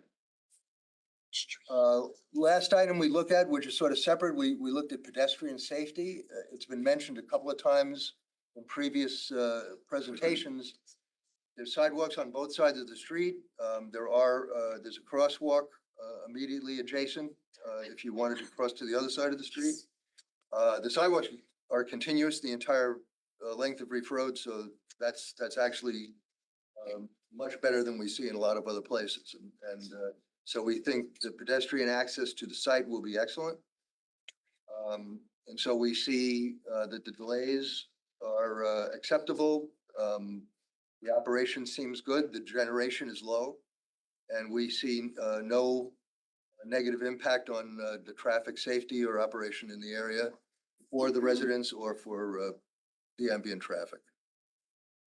And with that, I try to be brief because if you have questions, I can go into more detail. And I think the only thing I would just add, I know this commission has looked at a lot of traffic for 30G developments in the past 6 months. And some of the best level of service for the intersections I've seen with one of those developments. Commissioner Randolph. Mr. Mitchell, thank you for your presentation. We're at a little bit of a disadvantage because the architect didn't show up, but the I don't know about architecture, I'm sorry. well, but you know about parking. I'm going to ask about parking, which is always a difficult topic. So we've got 64 spaces, I see. And how many units do we have? 45. 45. 1.42 spaces per unit. 1.42. 1.42. So, Mr. Mitchell, in your opinion, is the 1.42 spaces per unit sufficient? Yes, for this type of development, it is. If you were in, for instance, a subdivision with single-family houses, you would want to have probably at least 2-car garage for each and then some street parking as well. But I believe this, and I did mention that in the report, that I believe this is sufficient parking for all of the residents and visitors.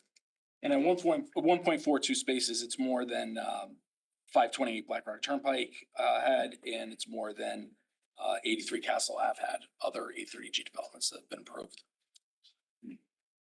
Remind me of the breakdown as far as units, 2 units. It's 3 studios, 6 one-bedrooms, I believe. 6 one-bedrooms, 36 two-bedrooms.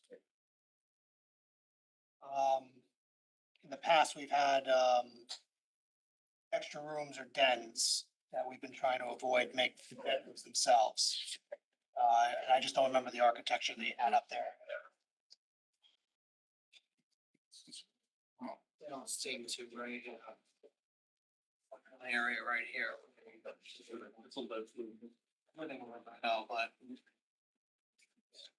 is one of there's like a living room, I guess. I mean, one of the ways we've been handling this is either in the regulation or it's a condition of approval that leases will have language that says, that limits the tenants to the number of units, bedrooms, excuse me. So 2 bedrooms will only have 2 tenants. 1 bedroom, that's probably a little different. No, wait a minute. How do we do this? As a condition on an 830G development? How do we do this in the past? 4480, the dens could not be leased, could not We be did it used up at as Black bedrooms. Rock. Was it the 4480, yeah. Was that it that, Because you can't limit it to, you might have two kids in a bed. no, exactly, yeah, we can't do that. So maybe it was that all, The all- dens could not be used as or bedrooms. living Those rooms. could not be used as bedrooms. Living rooms can't be used as bedrooms, so we make sure that 2 bedrooms are 2 bedrooms. So we don't have a Right, I third mean, I think there. that, yeah, as far as the cap, you're talking about the whole unit, I think it would be the 4 unrelated persons and 5 that you could have, but, and then saying that dens couldn't be used as bedrooms. Yes, but that type of language is something we've used in the past for, it goes up by the 830G past the high ho, was that For 440? 4480, Yeah.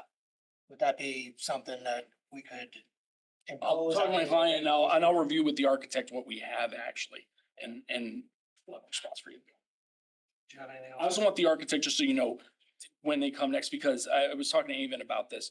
When you talk about FEMA standards, it's not just the height of the building, it's also the construction of the building that goes into it and those materials, which I think is important that hopefully he could speak on it at the next hearing. Well, I mean, here's the question I guess I have, and I guess it's gonna be more for with Attorney Green as well, is he couldn't be here for a good reason. I get that. No, he's not on this application, I don't believe. Oh, you're not on this application? Reef Road?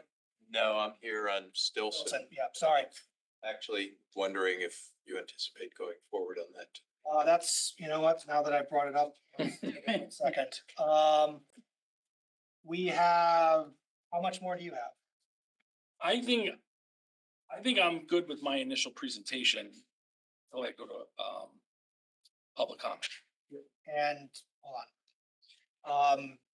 Members of the public, if I can just get a raise of hand as far as who would be, at this point, and this could change, obviously, you can change your mind, is here to potentially speak on this application. Sorry. No, that's okay, that's a lot, that's what I was expecting. That's fine. And I'll say to anybody who's joining us remotely, if you can please sign, for this application on Reef Road, if you can please sign up in the queue, or the chat, excuse me, the chat room. So we have a sense of what the queue is and the amount of people. So Attorney Green, to answer your question, I mean, he's gonna finish probably in the next 5 minutes. You've got this many public comments. You've got rebuttal. Well, Chair, I don't know if I would hold rebuttal because if we're gonna speak more, maybe I would. That's what I'm hold on concerned until- about is, I'm not sure, you know, I see a potential way that to kind of streamline this is, the architect to either submit things later, but I don't know what's gonna be said, so that kind of throws off timing as to what to do. I don't wanna reopen public comment again that I have to do in the past for new evidence. We could New limit evidence, so It's in the record. we could limit the public hearing to the new information submitted. Let me what I have to say. Well, that's a common tactic that I've used in order to keep things moving forward. I knew what he meant by it. That's not. Hearing. Why don't we do this? Let's keep moving with presentation. Issue up, go to public comment, see what the public comment is and see where you are. Attorney Green, I guess it's kind of up to you, so to speak, as to what to do because I'll be limiting, as we've been doing, I'll be limiting public comments to 3 minutes plus if they want to be written submissions. You know, it's kind of hard to tell. Maybe at 9 o'clock I'll have a better sense of it, but We'll stand by then. if you don't mind, thank you. Sure, thank you. Sorry, Commissioner. Yeah, just to finish up on parking. So we've Okay. got about 1.5, 1.42. 1.42. So I'm looking at the site plan. I'm sorry, the floor plan. Floor plan, you set it up a second. Yep. First, yeah. Residential. Jonathan, if you could put it up, it's Back. it's Z. Look at it, Z. Should be in the file. Z5. So, at 1.45 parking spaces, I'm looking at the 2-bedroom units, which look like a dorm room to me. Exactly. That's what it's going to be. Please, come on. So, I'm looking, there's a single bed in each room. Correct? Yes. And so, that would likely be 2 unrelated people living in there at a minimum? Two. Four people. Well, but why, I'm just trying to understand why It's it's, about parking. well, it has the potential, but I'm not understanding why it looks like a dorm room. Because it's a single bed. I mean, I don't know, did you live in a dorm? Okay. Did you have a single bed or did you have a double bed in your dorm room? I mean, there's room there that, I think they just put it in there to show a bed could go in there, but I think I mean, it's No, not enough space. You can't put a double bed in that room. Not possible. In my professional opinion, okay, I'm an architect. So you've got two rooms there, right? So, I think that in general, the 1.25 ratio we have for units is acceptable because most of our units are for families. This looks like a dorm room to me. So if it were used by students as a dorm room, you'd have how many cars per unit? More than one, I would assume, right? More than three per two units, I would assume. I don't know how much students would use on a unit. I don't know what the calculation is for that. 100 extra. So regulation, I'm asking you about the traffic. No, I mean, engineer. How many, if there's one occupant per bedroom, this distance, I don't think students are walking to Fairfield View. There's no bus. They're unlikely to carpool. They're more than not likely to have a car. Is there off-street parking here other than the back lot that would accommodate this parking? Well, I do need to make one observation, and this is, because of the affordable housing, I don't think it's possible that the entire building would ever be all students. I don't think that's feasible. Right? So, I mean, I'm doing this sort of, so I mean, even if you had, let's just say worst case, if you had 30 of units were actually students. You divide them up between the doubles and the singles.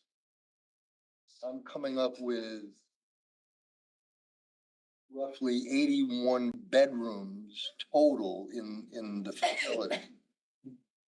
So if 2/3 of those were students, then that would be 54 students. And then the remaining 27 would be families. So that's, Still more than Ladies 64. and gentlemen, please, please.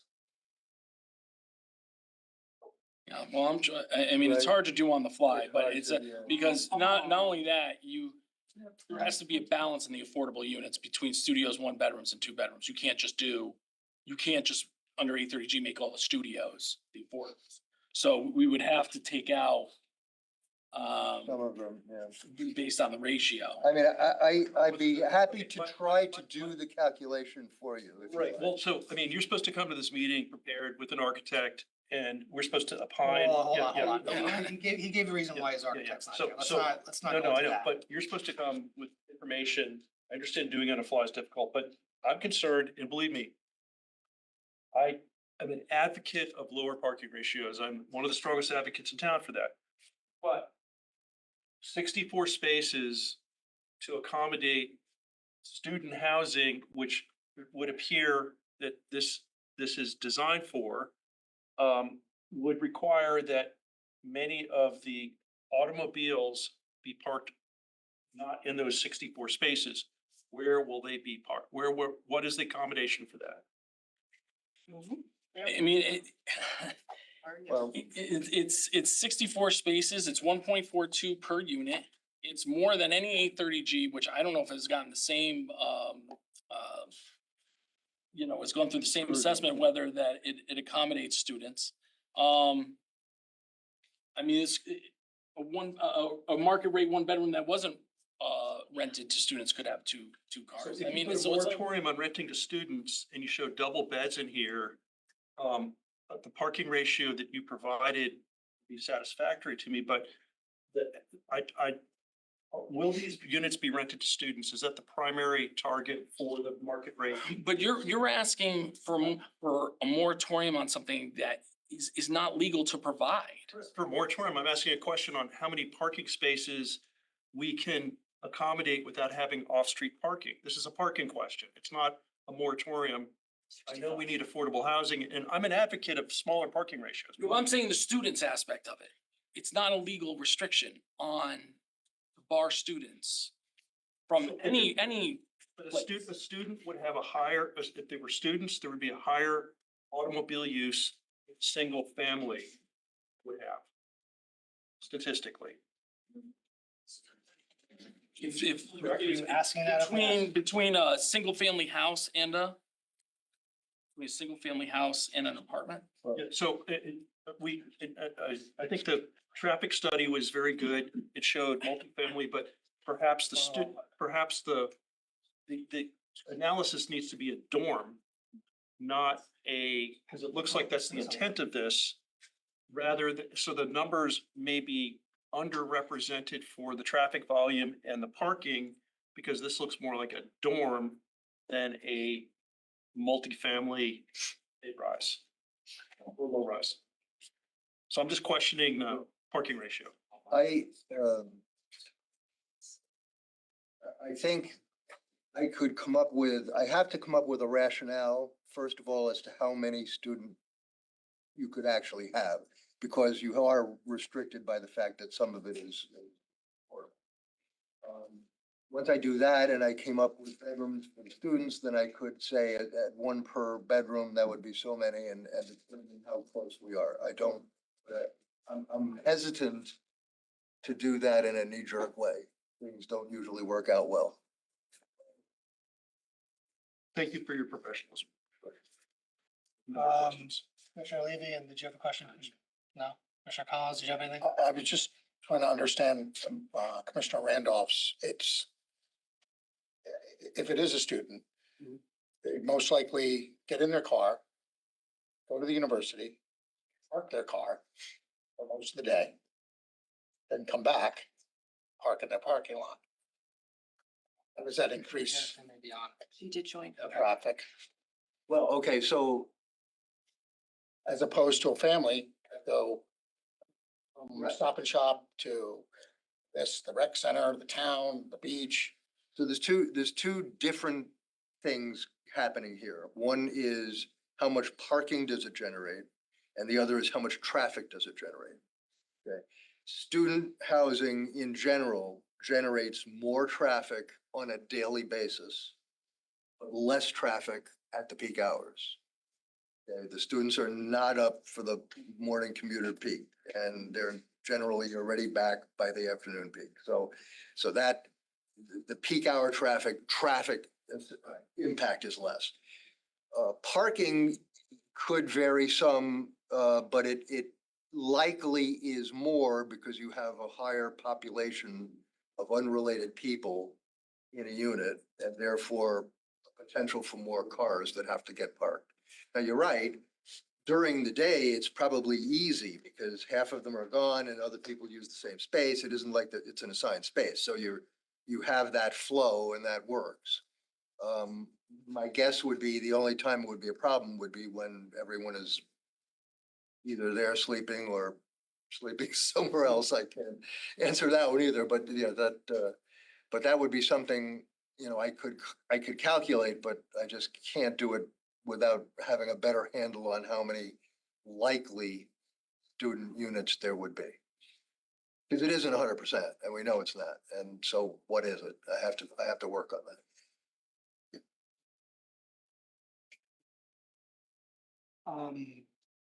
I guess the logical next step for Commissioner Randolph's question is if there is excess parking, it goes on the street. And does that lead to substantial harm in public health and safety? Professional opinion.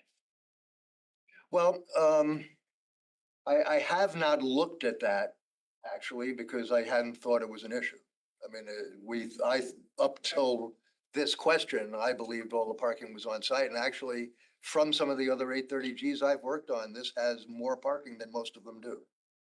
So I really thought it was something that was a good thing, not something I had to research.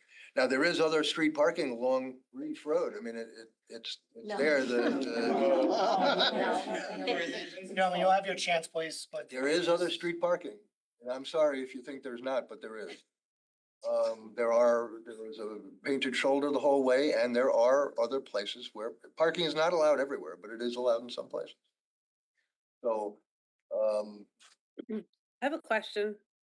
Commissioner Harrison. Yeah, I'm sorry, I came in late. I was traveling unfortunately, and I got a delayed flight. In any case, I just wanted to, where else is there parking outside of Reef Road that you're mentioning? outside of Reef Road? Well, you said there's parking elsewhere, so I'm just trying to understand it. I don't live far from this area, so I was just trying to understand it. On I meant on Reef Road. There is parking allowed in places on Reef Road. No, I know that, but it's a very busy thoroughfare, but it's a very narrow thoroughfare. I mean, do you see any safety issues with that? I mean, I know there's street parking happening right now. I see it, but I just can only imagine more happening. As I indicated a few minutes ago, Commissioner, I did not investigate that at this point. Okay, thank you. And I apologize, I came a little late. I was traveling, so thank you. Something I have to, I mean, I'm not gonna. Other questions? We're all set then. Mayor Russo, anything else? No, I think, you know, we'll have more to present, when the architect comes, the next time, and, I think we'll also provide some other information. I mean, I just myself, while, Mr. Mitchell was talking, looked at the CAM boundary in the town, in the FEMA flood zone, and I think, you know, it's on the GIS system. I'll bring it next time, a map. When you realize how much this deep policy would affect, how much a town it would affect to basically say no residential development. It's staggering, based on what they're saying. But I'll bring that. I think I could speak to that at the next meeting. So with that, I'll conclude the initial Well, let me presentation. okay, so that's fine. We'll let that conclude. But let me ask you this as far as kind of a process standpoint. Is there anything that you, aside from Commissioner Randolph's questions to get clarified about the what he asked about building materials and maybe some architecture, is there anything else you needed your architect for? I'd like him to speak on the FEMA standards. And then I'd like Mr. Mitchell to respond to the traffic and look at the traffic issue.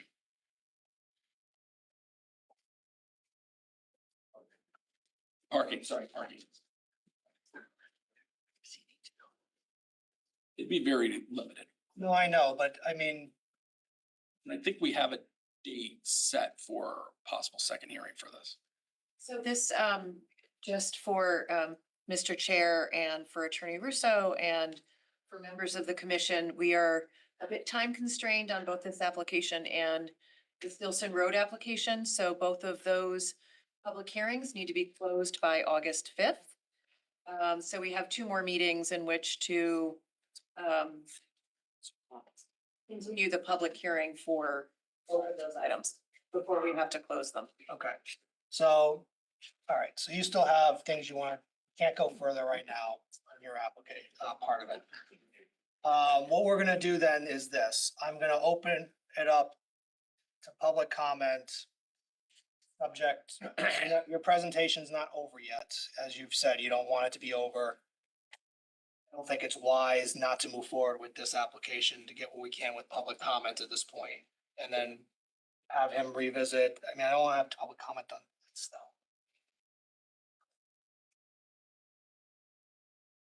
I mean, Chair, what I'd say is I think we've submitted, as far as the standards for an 830G development, I think we've submitted the necessary plans and studies to show, I think the parking Certainly. stuff can be done on rebuttal.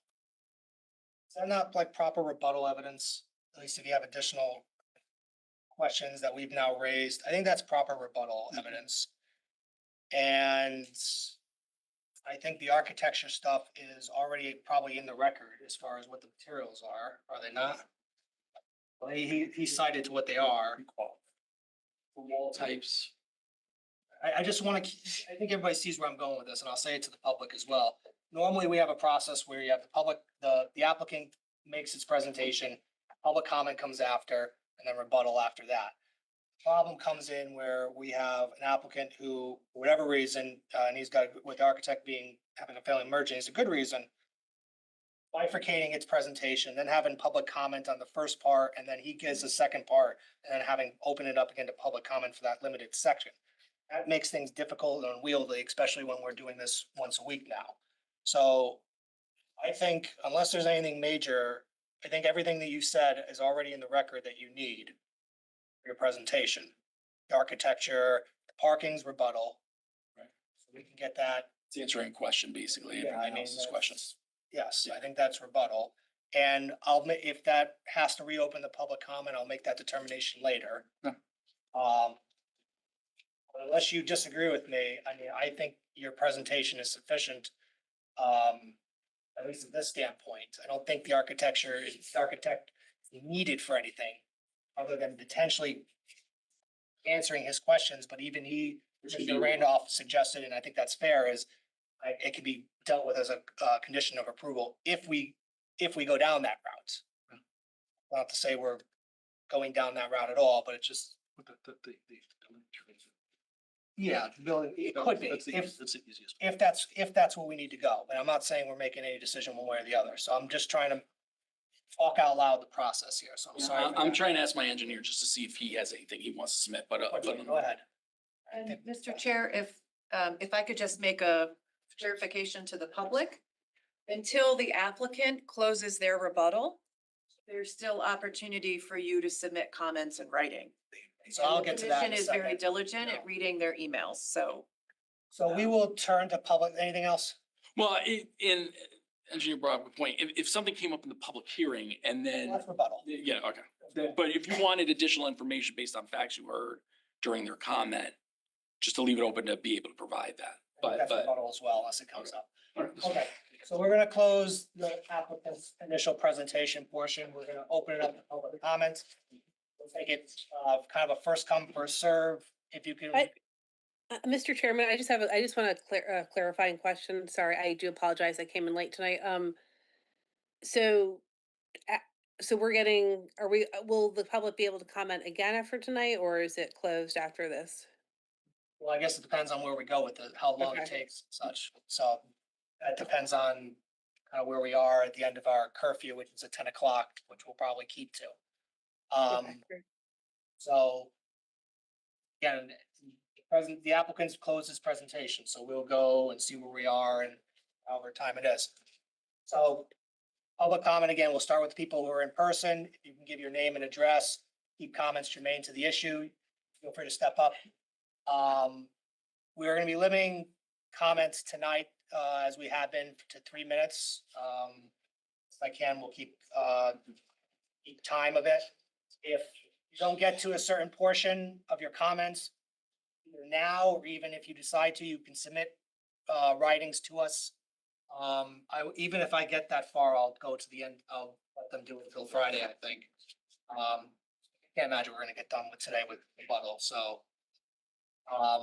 We accept writings, which I find better because I can read them quicker and I get a little more detail, I think, generally. That's my personal opinion, but I read everything and I believe and I know that the rest of the commission reads everything.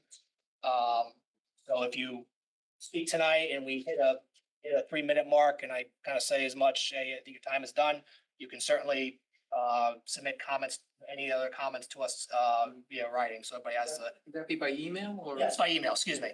Would that be? TPZ, I'm sorry, it's online, so don't worry about it. We'll get it to you later, but for for everybody, TPZ Commission at Fairfield, CT.org. there it is. So kind of intuitive, but it is online if you need it as well, so. Let's see where we go with, again, your name and address and 3 minutes, thank you. Okay, Dina Cummings, 600 Fairfield Road. There are many things I'd like to address. I'm sure all of us have. One was Commissioner Randolph's, the traffic study, not done when college students were present.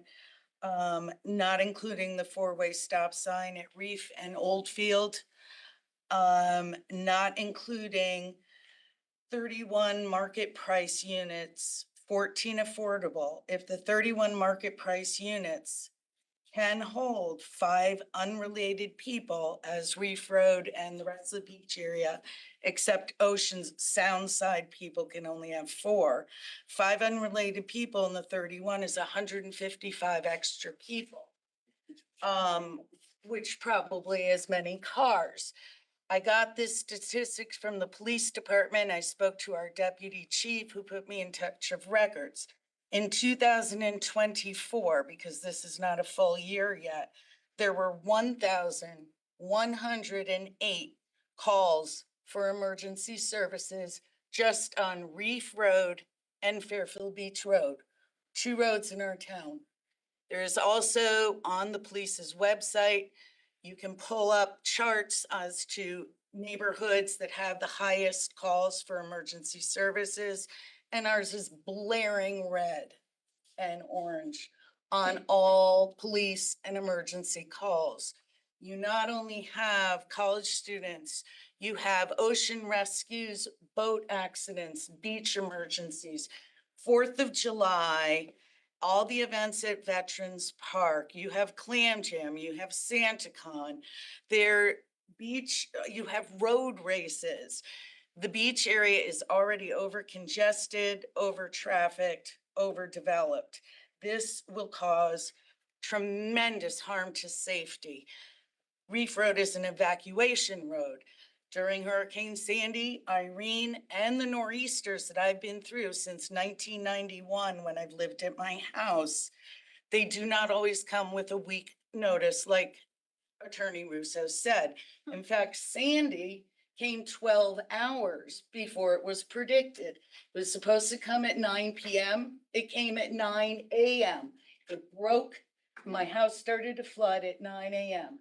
The weather forecaster said it was not going to be there till 9 p.m. So you cannot get all those people plus 155 more college students off of the beach area, the other end of Fairfield Beach Road on Reef Road.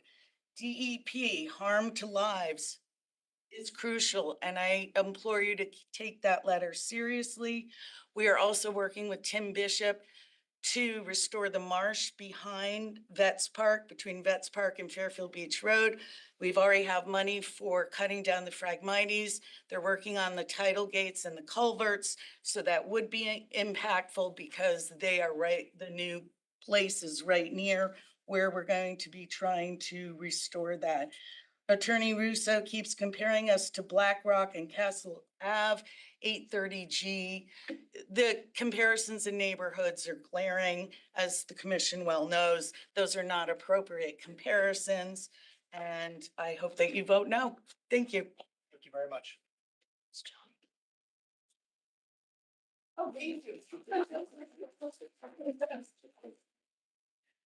Hi, my name's Henry Abate. I live at 148 Fox Street, directly behind Veterans Park. Just a few observations, and I'll try to be brief because I know others will bring up some very important facts. But we moved here 9 years ago, and in that time, we've seen the development throughout the town itself of many, many multi-unit housing throughout the whole entire area.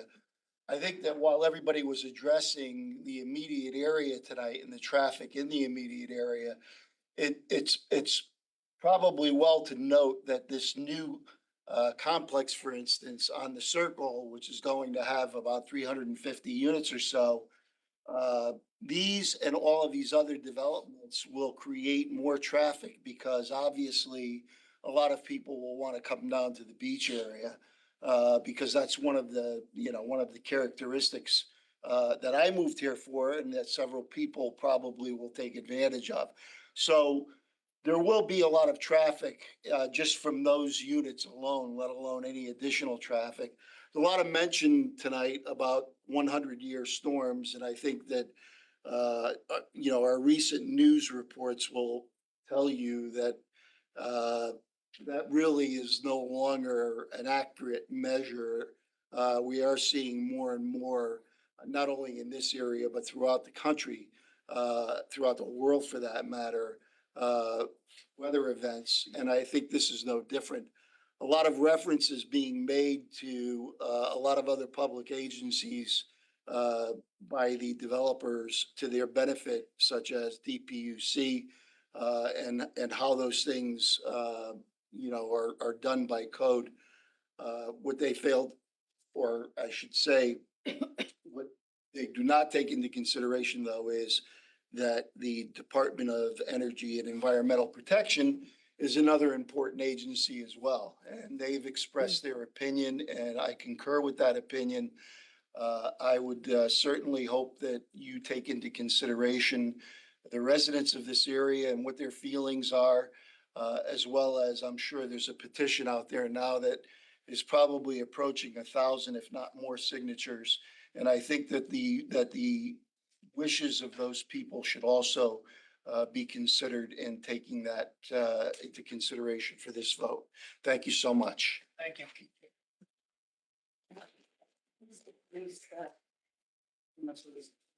I always submit this in the record then.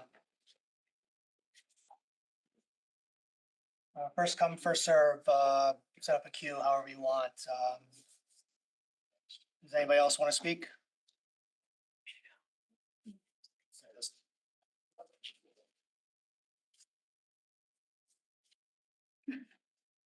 So hold on. I'll go quick. Oh, go ahead. No, go ahead, fine. Like, maybe we can set a chair right over there, by the, like an on deck circle, yeah. Sherry Fogel, 388 Reef Road. I'm on the board of the Fairfield Resident Beach Resident Association. And we have been working tirelessly over the past couple of years on the problems in exactly that area. With the biggest problem we're addressing being the students. And this sounds to me like it has the intention of being a dorm, really under the guise of 830G. We find that students, first of all, even if they are going by the guidelines, which they do not, you have at least 4 per unit for rental. They all have cars. Every single student who is living off campus has a car. I'm in the middle of Reef Road by Howard, across from what I will point out is another apartment complex. So there are apartment rentals in the area. And I have students around me. They all have cars. They cannot fit in their driveways. They are lined up down Reef Road. I have no sight line out of it's like taking my life in my hands just to back out, and that's not even this far down. It's also an evacuation route, as someone pointed out, for the whole Fairfield Beach area, for Fairfield Beach Road, especially the peninsula.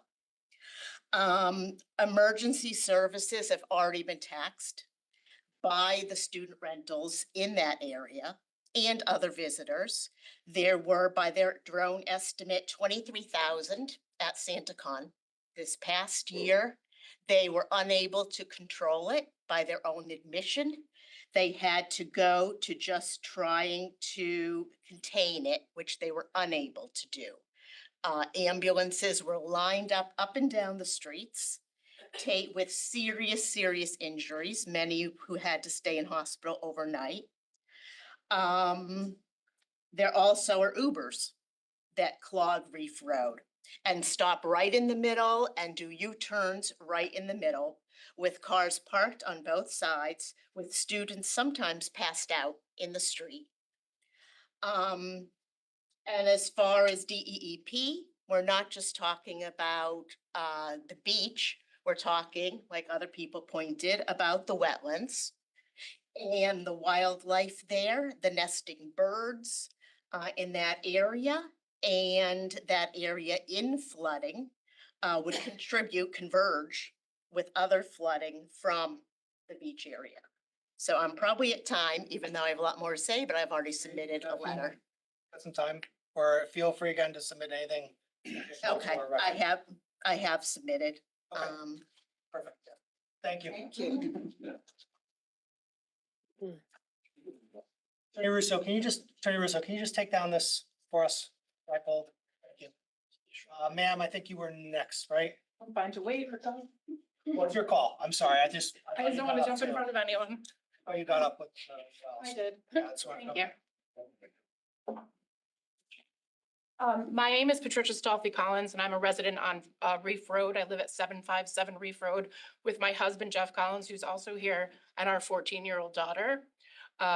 We live diagonal from where this property would be built. I have submitted a letter very early on before the July 1st. As you probably remember, I was leaving the country when I first learned about the hearing. So I submitted a 5-page letter that could have been more concise, but I got my points across, I think, in the letter, so I won't repeat myself with regard to those.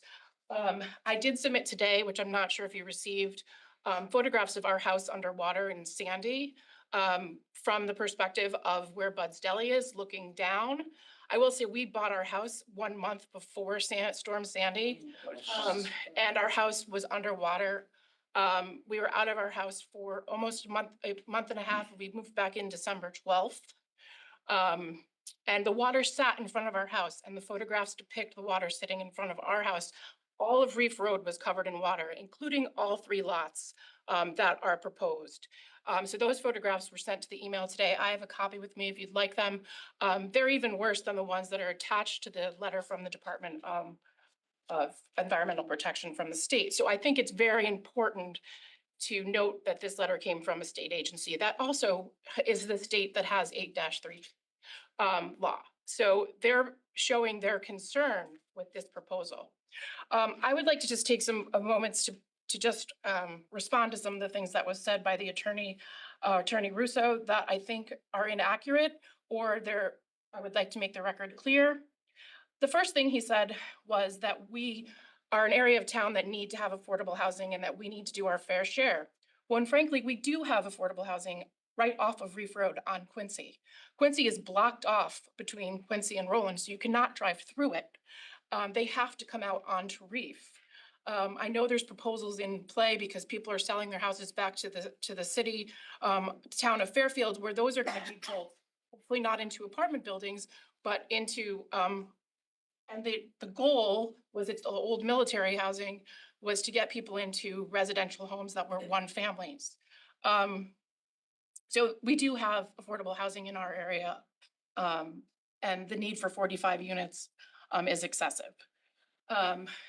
The students have no income, so they could potentially fall into, I don't know the guidelines for the low-income housing or the affordable housing, but they could fall into that scenario in certain circumstances, especially if they don't have parents who are co-signing for them. I will tell you, living on Reef Road, we enjoy the students. We like them. We like going to the bars that they go to. We integrate ourselves with them. We watch them from our deck. But we do have a large amount of students, and it has doubled in size already since COVID. They want to live near the beach. They used to go into the New York for SantaCon. Now they've created SantaCon on Reef Road. I don't want to repeat all the things that other people have mentioned. But if you're going to add 36 units, which essentially probably 36 of the units in that building are going to have 4 to 5 people living in them, I can tell you the White House that's right next to me, it's a 6-bedroom house, had 7 or 8 boys living in it. And I know there's 7 or 8 girls moving into it in September. They had 10 to 15 cars on the street. You also have to take into consideration Reef Shack has putting cars on Reef Road. Bud's Deli, the trucks park right in front of the deli. There's no parking for that business. So they're all parked on Reef Road during the prime hours. I leave my house in the morning to go to work, and there's 5 trucks because every truck that goes to the transfer station goes to Bud's Deli and parks there. So these are the things that you need to make sure that you're taking into consideration. The same with the businesses down at the end of Reef Road. While we welcome them and we're happy they're there, this would add to that traffic congestion. I will probably follow up with a few other comments that would on an email. So I will do that just to rebut some of the things that were said by Attorney Russo. Do you have emailed those pictures? We probably have them, but if you want to submit them. just Okay, for the heck I'll of it. submit them with the email right now. Oh, all right, Yep. they were up there. Never Oh, mind. you have them? Yeah, they were uploaded on the website today. Okay, I'm happy to hand you a hard copy as well, just so you have it.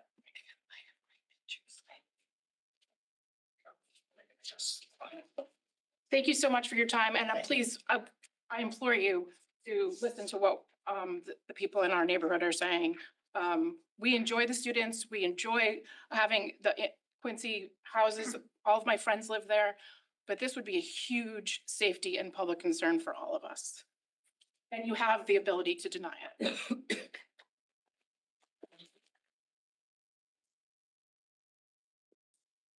Hi, Joe Quinn, 904 Reef Road. Thank you for your time.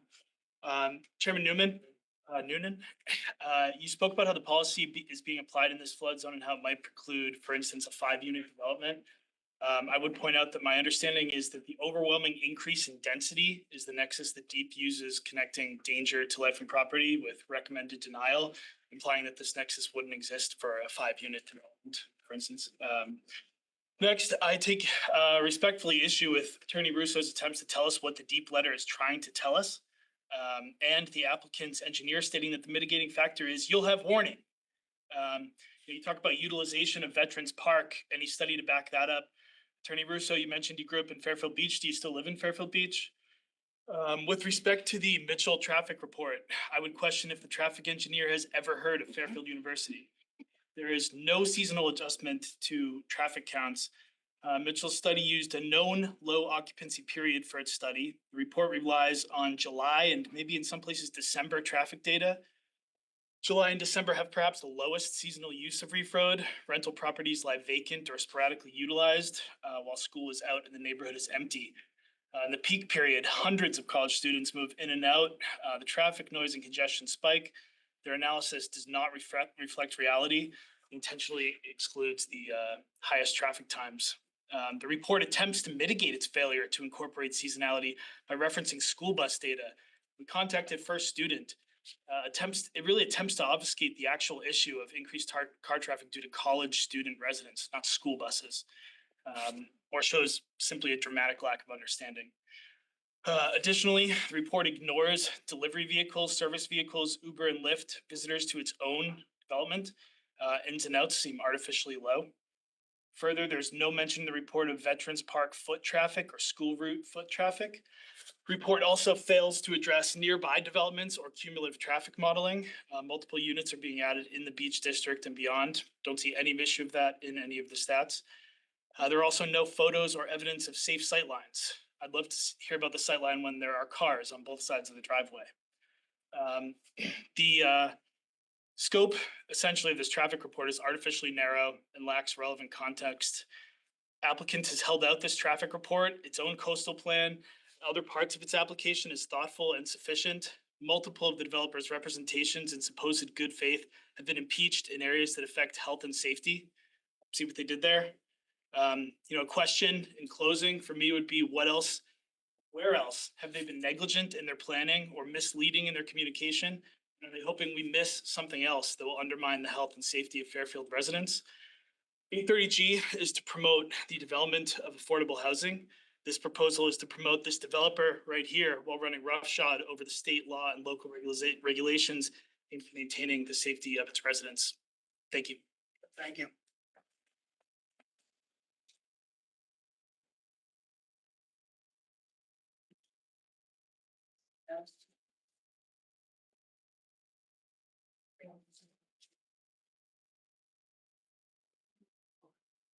Have people in the chat.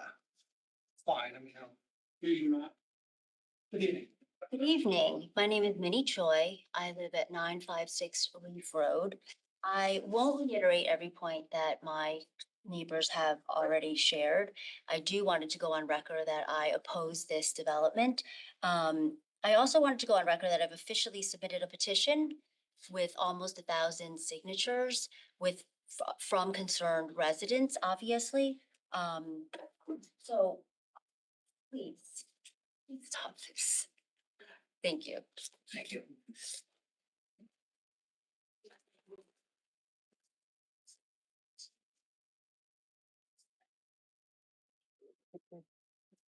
Michael Sove, 883 Fairfield Beach Road. Councilor Noonan, you brought up a great point about policy. How many of these other developments are going to come in the 830G? How can we limit this? Because the congestion is going to be it's going to become even worse if we allow the concentration to go up by tenfold, for instance. So I think that's what you're looking at here. I don't know what kind of policies you can put in for trying to limit the density, because these houses that are ripe for developers to come in and buy 2 or 3 at a time and put up these things, they just can do them because 830G, we meet FEMA, we meet, environmental problems, but they just want to make money. So I don't know what we can do about it. So just bringing that up. Thank you.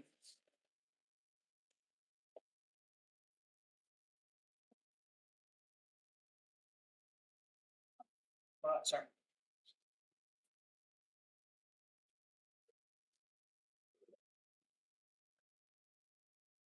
Good evening. Good evening. David Colville. I am a renter on Umpqua, but I am a recent home purchaser on Dwight. A lot of great things have been said here already, particularly about the traffic. I think the traffic study being done in July is very misleading because of what people said. And it was also studying the queue in the parking lot to get out, not the impact on the street itself. Not necessarily in that spot, but all the more cars coming in at Reef and Oldfield. As 95 backs up, all the people take the back roads to get off. Anyone who's ever been on Oldfield at 3 o'clock, 3:30 knows that you can be at that stop sign for 5-10 minutes. So it's not what's going on there, it's what's going on in the area. People are gonna start taking side roads, they'll go down ferries, they'll take all sorts of different paths to get around. That creates more traffic, that creates safety issues for the kids in the area. The parking, I think, is been stated well already, but the parking issues and where are we gonna put the cars? There's gonna be a lot more cars than are expected. No mention of visitor spaces. College students tend to have friends to come over. They have people join them. Where are they gonna park? The congested parking on Reef is already there. Traffic for buses and delivery vehicles is problematic. I'm more worried about the safety concerns with the kids trying to get onto their buses, kids trying to ride their bikes in the area. It's less about the traffic, more about the safety of the residents. And lastly, a lot of it talk about the emergency services. And will the people in that new area be able to get out because they're at the edge of the flood zone? Well, that's another 60, 100 cars that get out. It's the people behind them that are going to be the problem. Can you get emergency services? Can they get out in an evacuation? It's not about the people in the new place. It's all about the residents closer to the beach. And I think that should be considered. Right? A lot of talk about, is the building FEMA compliant, blah, blah, blah. It's more about the impact to the rest of the area. I'm sure they're going to build it to code. I'm sure they're going to use the right materials, et cetera, but it's the impact on the community, the impact on the safety, the impact on the wetlands, what impact on the runoff. That'll be done right, but it has a huge impact on what's there now, already congested. The last thing is a lot of conversation about the new deep policy. If they don't like the policy, bring it up with deep. I'm not sure it's your job to consider, is it a good policy or bad policy, right? You don't like it, go talk to them and change it, right? That's their job, is to come up with those policies. Okay, that's all I got. Thank you.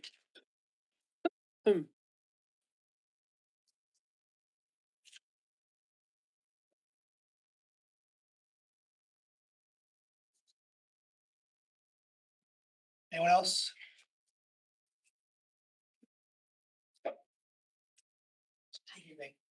Good evening. I'm Emily Sherwood, 108 Long Dean Road. I just jotted down some notes while I was sitting here. I heard mention of all these other 830Gs, Beach Road, Woodrow Avenue, Soundview Avenue, Bureau Street, this Fairfield Circle craziness. I've heard in the past it's around 1,300 units around Fairfield, and many of which are in the beach area. When I heard when I heard something on Reef Road was happening, I just thought that can't possibly be. I was told there isn't anything we can do. I went online, I said, what can we do to stop this? And they said, there's no stopping the TPZ, but this one is completely different. As the Department of Environmental Protection reminded us, it's unsafe. I thought it just couldn't be true. So here are a few reasons why it's unsafe. We have ongoing, every year at my block party on Forest, Cummings, Longdean, we have a petition going, trying to stop some of the over parking on Reef Road. During the school year, Reef Road, the main evacuation route for the beach area, everyone says it, but becomes a one-lane speedway, which we cannot pull out. We cannot pull out, and we can't let our kids try to cross the road to get to school in the morning. As Mr. Randolph mentioned, this plan allows for 60 cars for 45 units, but 45 times 2 is already 90. Where are those other 30 cars going to park? They're going to be on Reef Road or Forest, which is a small one-lane family street. Plus the overcrowded dorm style apartments with many more occupants. In addition to the cars, we have flooding on Forest and Reef, not just these, you have a week-long thing, but it rains a lot. And just a few months ago, I remember trying to get through and going through all over the beach area, trying to get through. The center of town has kids up to their knees. It rains a lot and it floods all over. The parking lot is, I think he said it's at 4.5 feet, and that it's gonna be over into Longdean where I am. I was here during Sandy while I evacuated with my 2 babies, along with 1,000 other people from the area. My house, along with others, was damaged. My car was underwater. I'm a block over from Forest where this parking lot's going to be. It floods a lot down here, and a big parking lot is not safe. As the Department of Environmental Protection reminded us, building this big complex in the marsh would not only cause more flooding, but would be inconsistent with the Coastal Management Act policies regarding coastal storms and flood events, and would cause irreversible damage. The beach area has many rentals, low-income housing. Putting this 4-story complex among our single-family neighborhoods would not only damage the wildlife, but the safety of my kids.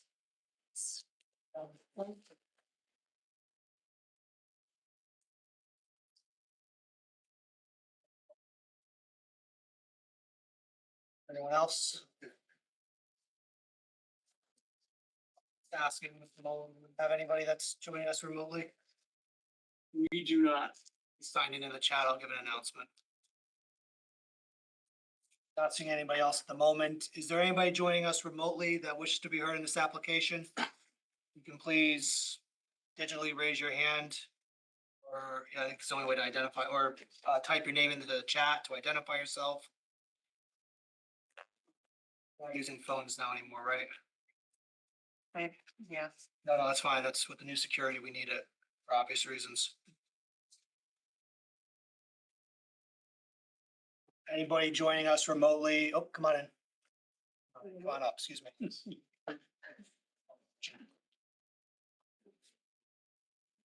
Good evening.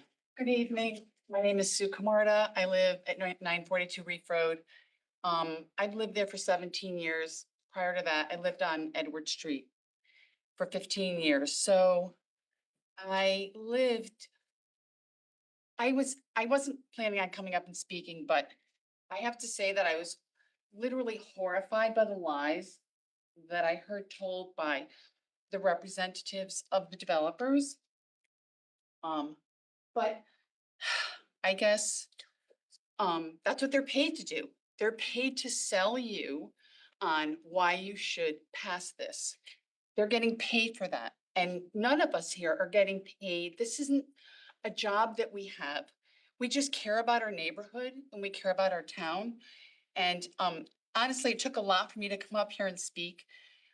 Something that stuck in my mind was when the gentleman said, it was a moment in time. Sandy was a moment. Those were your words, a moment in time. So I'm gonna go back to 1992 because I lived in the neighborhood. December 11th, 1992, a nor'easter came out of nowhere. And Dina knows because she lived there too. And when you say that it's not dangerous and we have plenty of time to get out, so let me tell you a little bit about it because anybody here that knows about 1992 knows that the house next door to Dina Cummings burnt not to the ground, but to the water line because the fire department couldn't get in. I went to work that morning and my husband and my brother and our dog got trapped in our house on Edward Street, which is the same parallel to where this is, development is being built. Now, that's fine if you're over on that development and that you can go up the street and escape, but what about all the people south of you? There were people that were rescued by helicopter. I don't know if you remember this, but there were helicopter rescues. My husband, my brother, and my dog finally got rescued at 8 p.m. by a payloader, and they had to get into the bucket and get driven out of the neighborhood. And if anyone here lived there then, they know what they lived through. Because there was no notice, there was 10 minutes, and their cars were flooded. 500 cars in the beach area alone were flooded. So to say that there's plenty of time to get out of here when the house next door to her burnt down, and it was a disaster. So we don't have a crystal ball and we don't know what a storm is gonna bring. So there was the year before Sandy, there was Eileen. I'm happy to show you photos of my daughter kayaking down Reef Road the year before Hurricane Sandy. So it is an evacuation route and perhaps the people in their building might be able to escape, but everybody south of them might have difficulty escaping if there's a lot of cars blocking that evacuation route. That's only one point of a million points I could make, the impact on the wildlife in the area. And I don't know, and I have a question to the board. If, for instance, if this were passed and we change the zoning rules, does that mean that other properties on Reef Road would have the potential to apply for buildings like this? Could it change the whole beach area into being just a bunch of apartment buildings all up and down once? I don't know, I'm just asking the question. If we change the zoning and allow this, will other properties also be allowed all the way up and down Reef Road? Will it change the beach area as we know it? It's not really a back and forth as far as a question and answer session. I'm No, that's sorry. okay. I didn't, I don't know. No, that's okay. That's a very.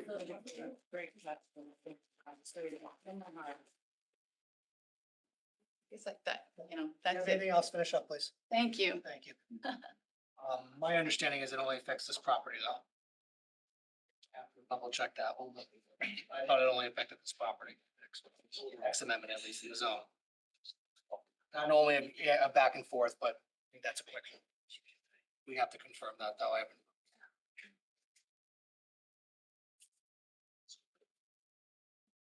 Anyone else? Last call? Well, not last call. Well, kind of. Need someone to say that. Anybody joining in person wish to be heard, or anybody joining remotely wish to be heard? Yeah, and if you're joining remotely, you have to digitally raise your hand or sign into the chat to identify yourself. Which is fine, okay. So I'll close the public comment portion of this. Attorney Russo, come on up. I don't know, what do you want?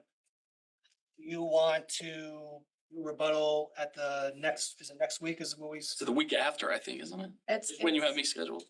Yeah, I mean, it's up to you for the next, tentatively for the next meeting, we have 105 Biro, which will be an extensive presentation with all of their experts. I did have this scheduled for August 5th, but that is also the last date that we have available. And we also have Stilson Road, so it depends on how quickly we can get through the other application also. So one or more of those items may also have to be added to the next meeting. Do you want to do rebuttal? Next week. No, I was gonna say even start tonight on rebuttal. And I know you had, and whatever that you think is, again, keep a rebuttal, because if it's extra new information, I have to reopen the Right. public hearing, and I don't, public comments, so they can address that new information. So I would urge you to keep rebuttal as rebuttal. But if there's, I have somebody ready and willing to go. He seems, Even though he has to listen to me again. Two people want to take a comment?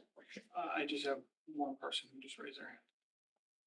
all right, we'll listen to them. I'm not gonna- The only thing I'd say, Chair, is if we're doing that with rebuttal, it might make it disjointed and end up adding more time because I'm doing part of the rebuttal here, part of the rebuttal next week. I think I'll be quicker and more succinct doing it all at once. That's fine, and because I have Attorney Green ready to go with another application, so it's not a, Well, he has to go. Well, I have to go first before.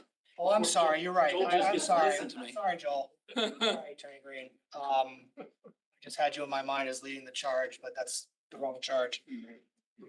I know. There's somebody in the chat. All right, I mean, that's fine. Let's listen to them. I don't wanna hold it against anybody. So let me reopen it to that. We'll listen to the one, person. Celeste Davis. Celeste Davis? Yes, good evening. Can you Hi. hear me? We can hear you, yes. Good. Celeste Davis. I live on Finn Street in Fairfield.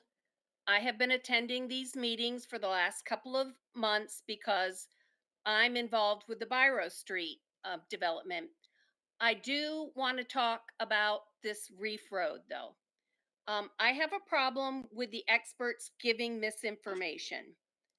You have a respected Connecticut official that says deny for safety reasons. You had an attorney that was trying to say or explain the letter.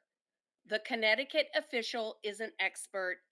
They're stating based on their information that they have gathered. We have listened to experts give information about the traffic study. You've got neighbors there that live in the neighborhood. They know and are aware of the traffic. That traffic study being done in July, that's ridiculous. Students weren't there. The buses weren't there. That's misinformation. I really think that the residents, you need to take everything that they are saying seriously because they live in the area. They're living this in real life. The woman that mentioned the December flood in 1992 brought flashbacks for me. My sister-in-laws and I went into New York City Christmas shopping. We got an announcement a little bit after lunch that there was a nor'easter coming in. We got on the last train.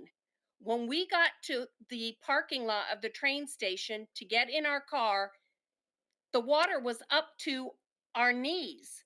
This came in very quickly.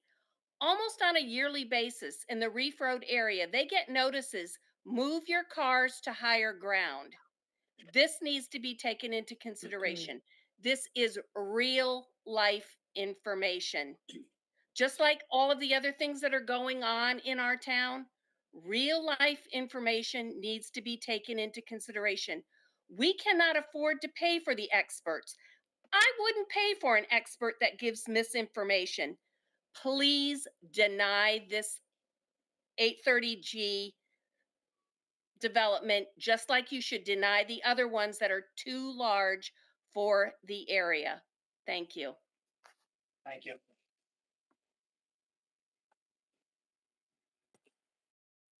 So we'll close the public comment on that. We'll leave rebuttal open. Anybody, any member of the public that wishes to have additional submissions for this, please get them in by Friday, the end of business day on Friday. That way it kind of keeps the proper order in place. But we won't accept them after 5 o'clock on Friday. Uh, Well, yeah, I'd say after 5 o'clock on Friday, but we will up to 5 o'clock on Friday. What, I'm sorry, what's it, why is there a deadline at 5 o'clock on Friday? I may have missed it. Well, because right now, public comment has been closed, but I'm giving the public the opportunity for Gotcha. any additional submissions up until 5 o'clock on Friday. So that, and then, well, as I said, we'll hear rebuttal August 5th, 2 weeks from today, right? Correct. Okay. Any additional new information that goes outside the scope of the initial, well, of what rebuttal evidence should be will force me to reopen the public comments. I trust that won't happen, but we will see at that time. So I will keep this hearing open as I described, rebuttal in 2 weeks. Any additional written comments by 5 o'clock on Friday. And let's say continue the matter until August 5th. Thank you, everybody, for a good discussion on this. Why don't we take a few minutes, just because unless people are staying for the next one, it's fine. I'm guessing people are leaving. Let's just give a few minutes for Attorney Russo, you've got the. Thank you, everyone. So, Do you that want was us to so great. I felt you. I was like gonna cry. I should have brought that up, that house blew up next to me, Izzy's. Got hit by the electric You guys can wire. exit quickly because we have a 10 o'clock curfew. So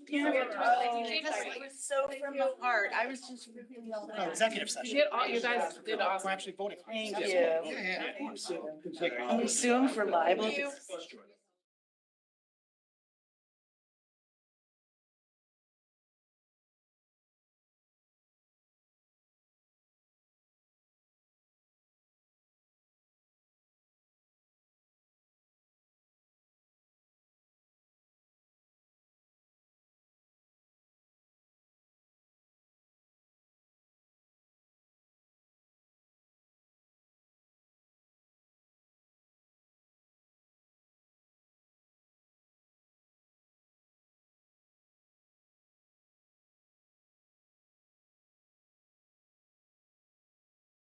And it's okay.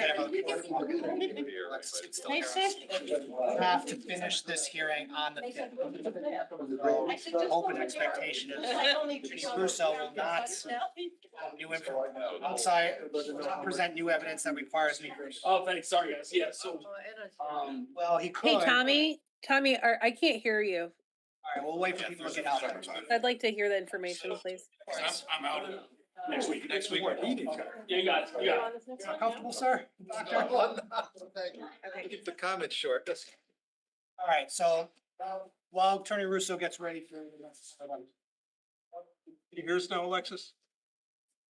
Yeah, I couldn't hear it over the crowding. That's I'm fine. not sure if that was I'll on the say it record. again. We have. Are we back on the record? We've been on the record. We've been on the record. Okay, I thought we took a break. Okay, sorry. So we have until August 5th to finish the hearing on Reef Road. And that rebuttal will happen, and I expect that he won't, Attorney Russo won't, any additional information to make me reopen the public comment. But once we finish the public hearing on that, we have, 65 days in order to deliberate and then make a decision. so we have time to talk in executive session and not make a vote immediately is my point. So, okay, let's not talk too much about that but that's the timing on it, at least to address that. So just to answer my question, we have time to discuss this in executive session. Oh, yeah, Okay, good, a lot of time. thanks. We just lost Attorney Russo. No, that's okay. He went for some water, I think. That's fine. Oh, I didn't even call the next items. Let me call the next items. Public hearing section D, E, and F. Zoning regulation amendment, application of Shapiro Commons LLC to establish a new section 39 for Stilson Road Housing Zone. 430, 452 Stilson Road Zone Change Application of Shapiro Commons LLC to establish a Stilson Road zoning housing zone on land present in Residence A. 430, 452 is still compliance application of Shapiro Commons LLC for a 68 unit residential development pursuant to section 830G of the Connecticut General Statutes. Attorney Russo. Chairman, members of the commission, good to be before you. Chris Russo with Russo Rizzi LLC on behalf of Shapiro Commons LLC, the applicant. So basically, all I said in the previous one, just substitute in the different facts for this. I don't think that works in a court of law. So unfortunately, Attorney Green's here. This is a separate matter, and could be appealed. There's stuff I'm going to say that will be repetitive from the last appeal. So I will try and get through it and get through as much of this presentation as I can. As this commission has heard, because I said it earlier, Connecticut is experiencing a housing crisis. A number of documents have been submitted to you in previous applications discussing this crisis. I have resubmitted some of them. First, I'll go to your current POCD. In section Roman numeral 3.3.1, it noted that a goal, housing goal of the POCD was that the commission provide housing opportunities, people of all ages, creeds, races, incomes, and physical disabilities. This application directly targets that. Thank you. Directly targets that goal of obviously providing housing for people of different incomes. Section Roman numeral 3. I'm sorry, Attorney Russo, I couldn't hear the last thing that you said. This provide, you kind of mumbled, sorry. Okay, Roman numeral 3.3.1 states a housing goal, in the POCD to provide housing opportunities to people of all ages, creeds, races, incomes, and physical disabilities. With this application, we are directly addressing, that goal, with providing housing, for, folks with, at different income levels. Roman numeral 3.3.2 talks about a goal of a diversification of housing accommodations for the many individual desires of residents of the town. This application seeks to provide apartment housing in an area where there's a large concentration of single-family housing, providing a different housing type. Section Roman numeral 3.3.10, housing for talks about providing housing for low and moderate income families as needed within current infrastructure constraints. Apartment development should relate to facilities for shopping, transportation, school, recreation, and parks. This is a proposal for an apartment building that's ideally located to shopping on the Black Rock Turnpike corridor, one of the main commercial corridors in town. It is literally one property down from there. Schools, you have easy access, close access to Osborne Hill. It's right there. Parks and recreation, you have Mount Laurel open space is in close proximity, as well as Springer Glen open space. So it's a very connected piece to a lot of those amenities that are specified in your POCD that apartment development should be in proximity to. Roman numeral 3.3.14, the town recognizes the obligation to provide affordable housing and should continue to pursue appropriate options to supply affordable housing in all areas of town. And obviously with this application, we are aiming to provide affordable housing. I also submitted a number of documents, again, which you have seen regarding housing need. It's a Connecticut Mirror article from last year, which pointed to low apartment availability and the lack of availability driving up rents, which is causing rents to easily exceed 30% of people's incomes. There was a line from an analyst in the report from the US Census Bureau.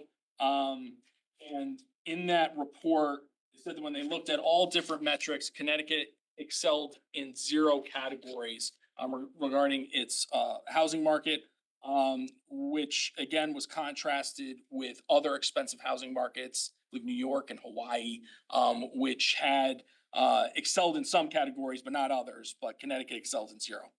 Can you say, what do you mean excel in 0? I don't know what that means. There was a statement in the article that they had different categories for different housing metrics. And whether it's affordability and, you know, other things that you would use in an analysis of a housing market. And the analyst in it said Connecticut excelled in zero.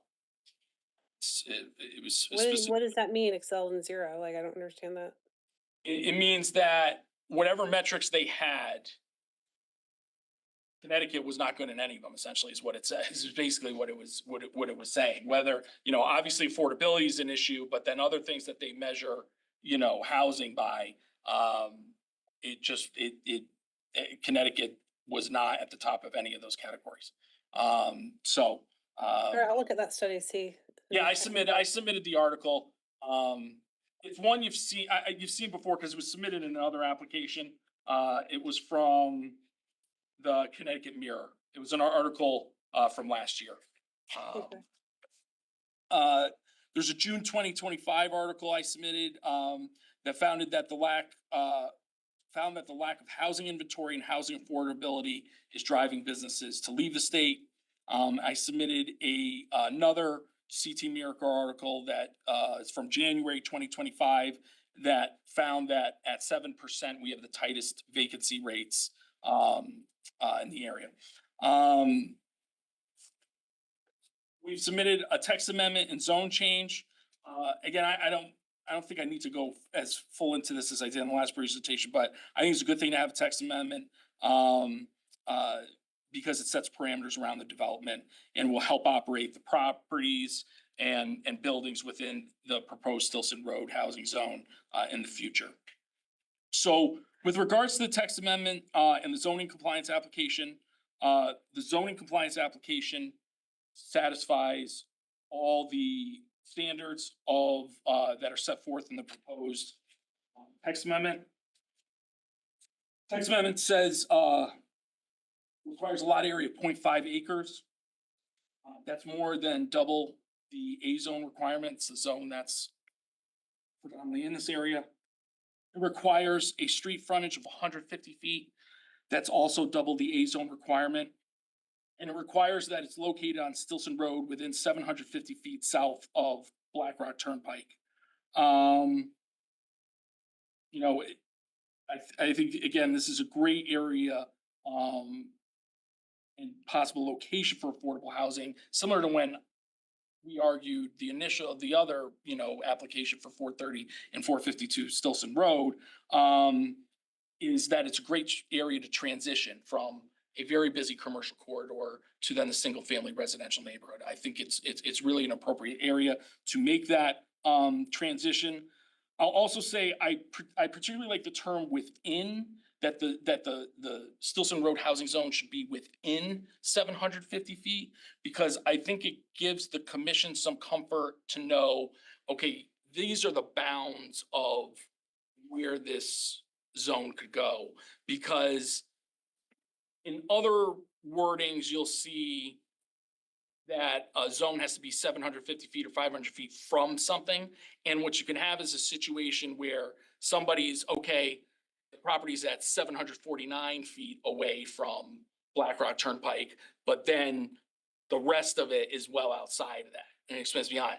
With the way we've worded this, it's within. So the Stilson Road housing zone is entirely within the 750 feet. There's nothing going beyond the 750. So I just want to point that out. Requires access to existing public water and sewer. Again, it also provides for similar landscaping standards as you have in your other applications, where if the land's not being used with an impervious surface, it should be suitably landscaped. We also maintain the same side lot line setbacks and the front line setbacks as allowed in the A zone. And I think when we get to the actual development and you see how it's laid out, you can see how that one sets back the building appropriately, but also allows us to put the building as far away from the residential as we can and put it more towards the commercial side. Parking, we're requiring 1.25 spaces per unit. which is a ratio above a lot of other 830G developments that have been approved by the commission, particularly 520, the one that I worked on, 528 Black Rock Turnpike. Can you was talk a one. little slower? You're just really going fast. For Okay, me. sure. Sorry, Commissioner Harrison, these Sorry, commissioners have just heard this saying. before, and I know you didn't, so I will slow down, sorry. Thank you. Sorry, thank you. So in the amendment, we're requiring 1.25 spaces per unit, which is a ratio that's above a lot of other 830G developments that have been approved before. One I worked on, 528 Black Rock Turnpike, was 1.13 spaces per unit. So it's in excess of that. So just going to the compliance portion of the application, and kind of outline who we have on the team first. We've submitted floor plans and elevations, which have been signed and stamped by Geddes Associate Inc. and Adriano K. Geddes, who's a licensed architect in the state of Connecticut. We submitted signed and stamped site plans. They're stamped by both Jason Edwards, who is a licensed surveyor in the state of Connecticut, and Larry B. Edwards, who's a professional engineer licensed in the state of Connecticut. We also have David Sullivan from SLR. He's a licensed professional engineer in Connecticut, focusing on traffic. And Dave's going to speak to the fact that these proposed units can be adequately and safely accommodated by the adjacent roadways.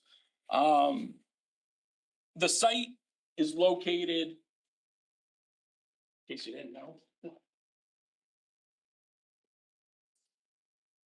There's the site plan. I'm gonna put up the, yeah, exactly. You're in my mind.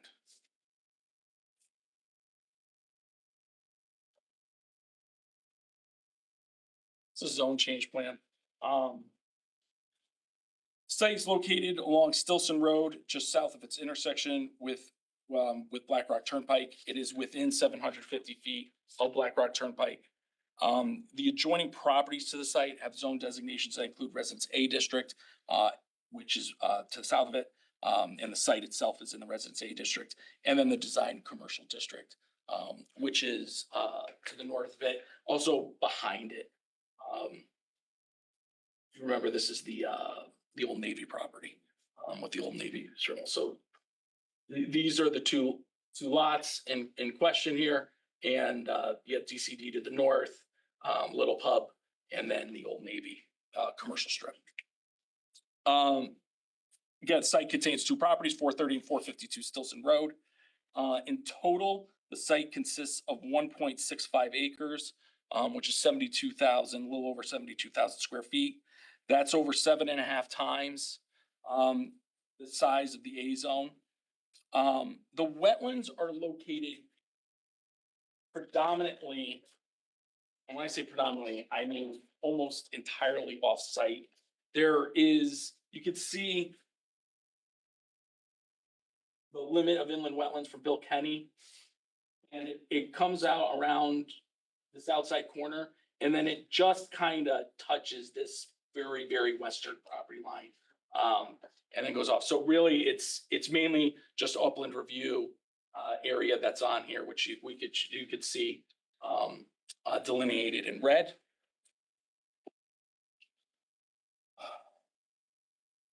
The petitioner proposes demolishing the existing buildings on site and constructing a single multifamily residential building containing 68 dwelling units.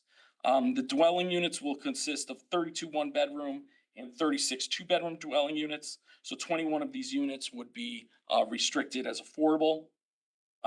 So with that, I will show you floor plans and elevations. Just to reference you before I do this, so Stilson Road, here's the building located on the northern side of the site. It's the entrance into the site, with parking underneath the building, but then parking also south of it. So this is the single residential building. Flip to floor plans and elevations. So ground floor, first floor, you can see here, here's the entrance off of Stilson. And you can see this long parking area. We have an entrance that opens out to Stilson Road where there's a stairwell up to the upper floors. And then we have a larger access area here in the middle of the building in proximity to where the parking spaces are here, but then also down here, people are entering through there.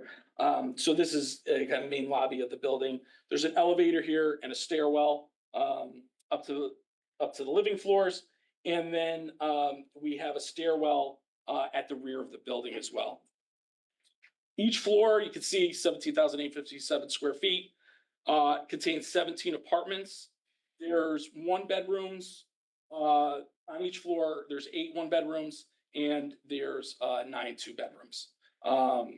And so that continues up. You can see each of the units. They have their own kitchen.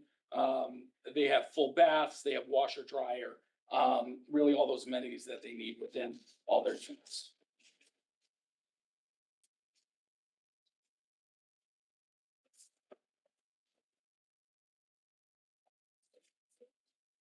It continues the same on each floor. Again, roof plan, no rooftop amenities. Again, kind of helps with regards to safety, not having residents up on the roof.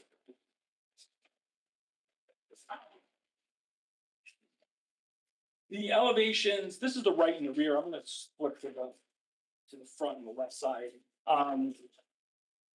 The elevations mimic really what you see at 5545 Park Ave.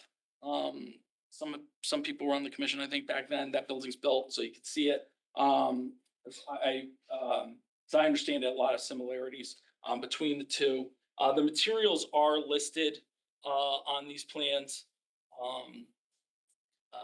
Shake siding, vinyl shake siding, things like that. They're listed along here. But what you can see here, so again, this is from Stilson Road. Here's that entrance into that stairwell that leads to the upper floors. And then this is the side looking from the parking area and where main lobby is. You got the double doors to enter kind of the main part of the building. Okay.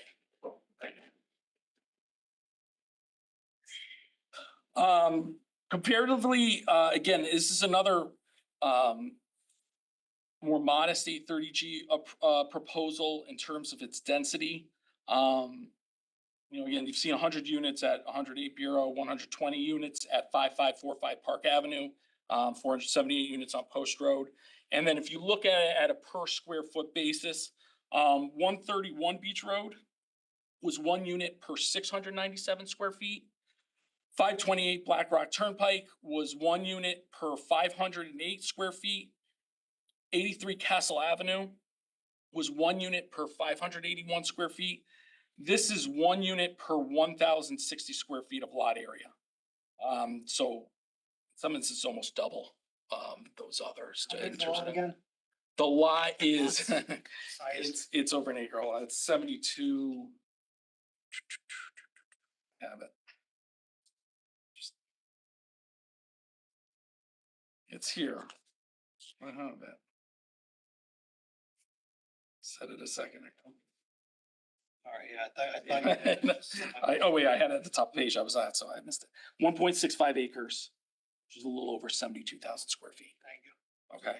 1.65 acres and how many units? 68. And you said this is not as dense as others? But yeah, it's not as, it's almost double. It's almost double 528 Black Rock Turnpike and 83 Castle Ave. Definitely 528. 131 Beach Road was 1 unit per 697 square feet. This is 1 unit per 1,060. Site plans.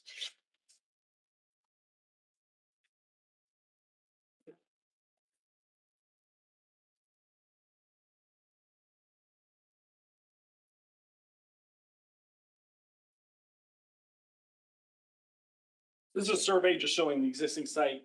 You have 2 dwellings here, 1 on each property. These will obviously be demolished.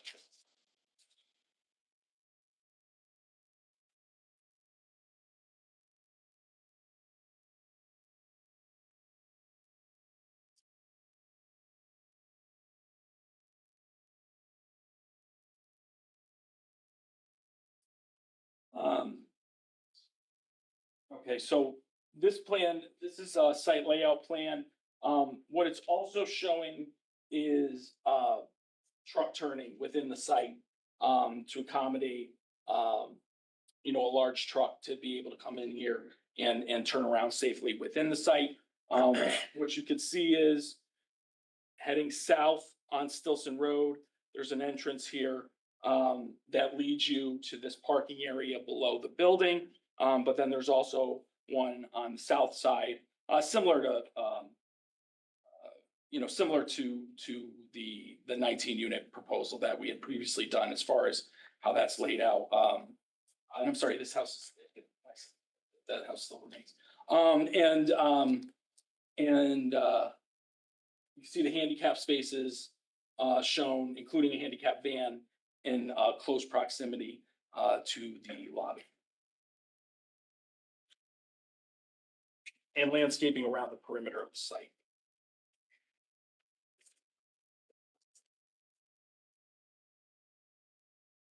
We've submitted our utility plan showing connection to water and to sewer. We have our engineer, it's someone from J. Edwards Associate, who can speak to any engineering.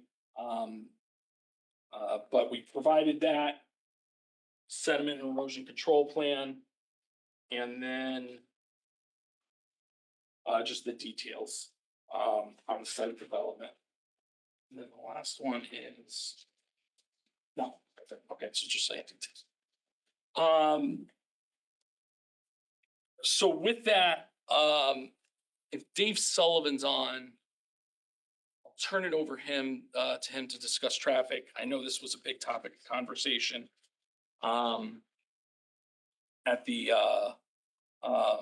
you know, at the last hearing, last application hearing. So I want to turn it over to him there he is, to go over and what the differences and changes are from the other application that was heard. Good evening. Again, David Sullivan. I'm with SLR, manage the Transportation Planning Group. I'll go quickly through the report. You've heard most of this before, very similar to the study we did, and the findings are essentially the same and the recommendations are the same. But I will go through it. The thrust of our study was to look at existing conditions, and in this particular case, we looked at the site driveway and the intersection of Stilson with Black Rock Turnpike. Then we do an evaluation of the site itself. We look at sight lines, and we generate traffic, and we then do some analyses and evaluate the level of service.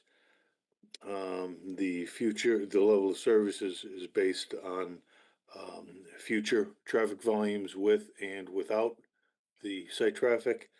In this particular case, the site traffic is based on 68 units. Our prior study was around 20 units. The first thing I mentioned that we looked at traffic counts, and we did them for the morning and afternoon commuter peak hours, which are the traditional analysis periods for residential. We evaluated those counts. We compared them to other counts in the area and counts that the state has done over the years and counts from other traffic studies that were done in the area, and found ours to be essentially the most conservative of all those sources. Our next step was to look at the site itself. The manual, which has been described to you in the prior application as well as by me, is the Institute of Transportation Engineers. Using that source, we estimate 25 morning peak hour trips, mostly out, as you would expect from residential, going to work, etc. And then the PM peak hour, 27 trips. So 25 and 27 trips is what the statistics tell us we should be analyzing. The next thing we looked at was the intersection site distances. We assembled speed data along the frontage on Stilson, And heading towards Black Rock Turnpike, the speeds were in the vicinity of 39 miles per hour. And based on that, we would need 430 feet of sightline visibility, which we do have. Coming the other direction from the signal, of course, their traffic is going slower because they're coming from the signalized intersection. We would need 321 feet, and we meet that criteria as well. Future conditions are the existing counts, and we put a growth factor of 0.8%. That was based on um, um, discussions with Condot Bureau of Policy and Planning. We then took the site traffic, assigned it to the area roadways, added that traffic, and came up with our build or combined traffic analysis. We found that the levels of service out of the driveway would be a C and D in the morning and afternoon peak hour, respectively. Entering the site will be level of service A, so you'll quickly be able to get off of Stilson into the site without much disruption. And the intersection of Stilson and Route 58, while we don't identify any traffic impacts, we do know that the operations there are challenged, to say the least. Due to that, we have come up with a recommendation which follows the recommendations from the corridor study that was conducted several years ago, and are implementing the short-term recommendation of extending the left turn lane northbound on Stilson to increase the queue. And that queue is increasing by almost 100%. So where you have the after the queue lane stops today, you basically have both through traffic, right turn traffic, and left turn traffic adding to the queue. When you increase the queue for left turn, you take them out of the through and right turn queue. So overall, that whole approach will have a significant improvement. In summary, we find that the traffic coming in and out of the site can be handled and could be handled safely, and things such as sight lines and other safety related aspects of the access are adequate. So that's our summary, and I'd be happy to answer questions. Questions for Mr. Sullivan? Mr. Randolph?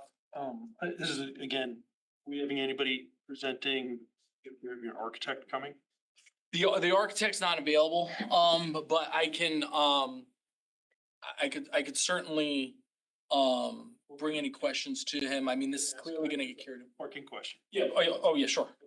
So, are you comfortable answering a parking question?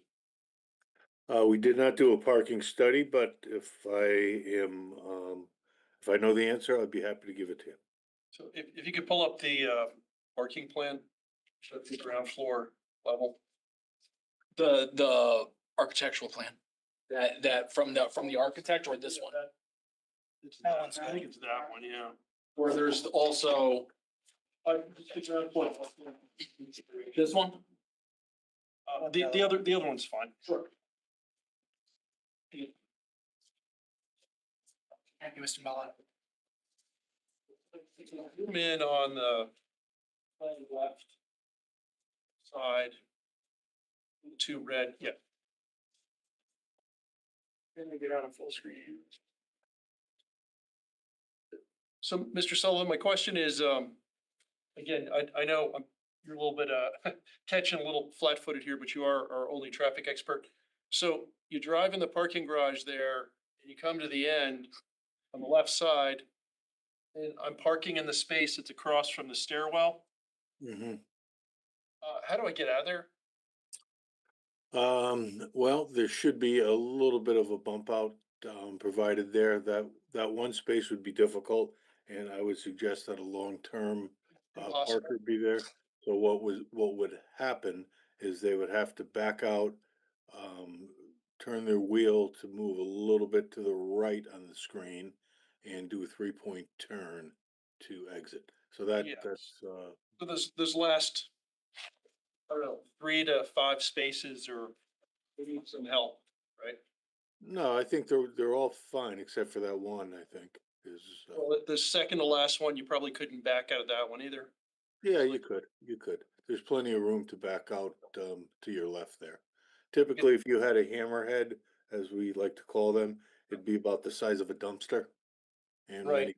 many times, it's almost exactly the size of a dumpster pad, maybe 4x8 or 5x10, something like that.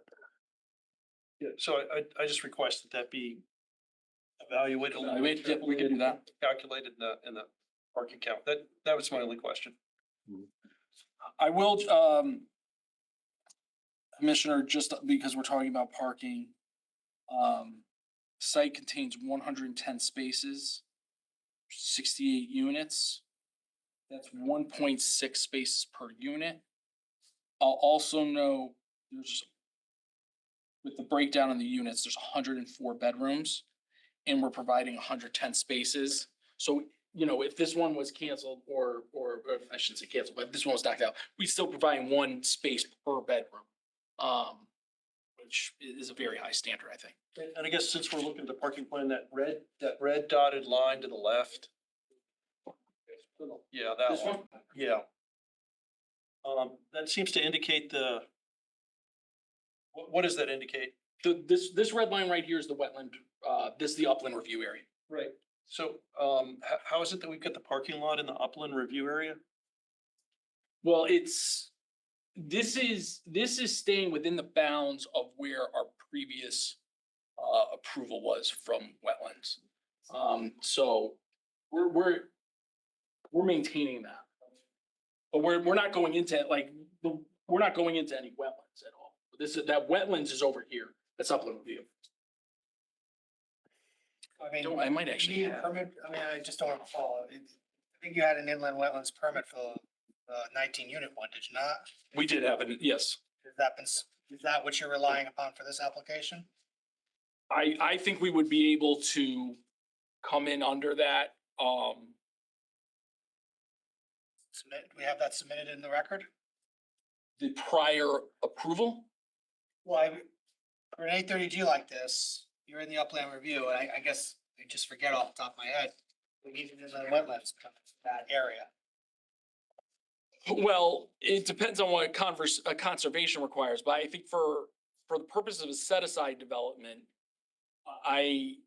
you could submit conceptual plans for a set aside development. I mean, we've kind of gone a step further here in showing engineered plans and architecturals. Let me ask you this different way. In order You can make it subject to like a condition of approval to Let me ask you this then, for a building permit, you would need an inland wetlands. an inland wetlands sign off. Yeah, correct. Permit or whatever, okay. Correct, yeah. All right, so that's, I guess that was more my fundamental. Okay, sorry, yes. No, I didn't, I asked it in kind of the way a normal, special exception and stuff would be. You get the inland wetlands first. Sounds like you have it from the previous one, you may not necessarily have it for this one, but you have it for the previous one and it's an 830G. Make it subject, your point is make it subject to it. You could make it a condition of approval and sign off.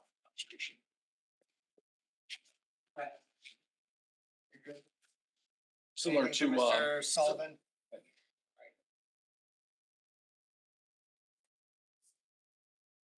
That's nothing from Mr. Sullivan. You've got, it's 9:50, so. Yeah, just putting out the time, but we'll go up with that, but. So there's no other questions for Mr. Sullivan? Okay, then if there's any questions for the engineer or from I think Ian from J. Edwards and Associates is on. But otherwise, Well, does he have a presentation? no, I mean, I went through the site plan, so if there was any specific questions, I could regarding the site plan, the site layout,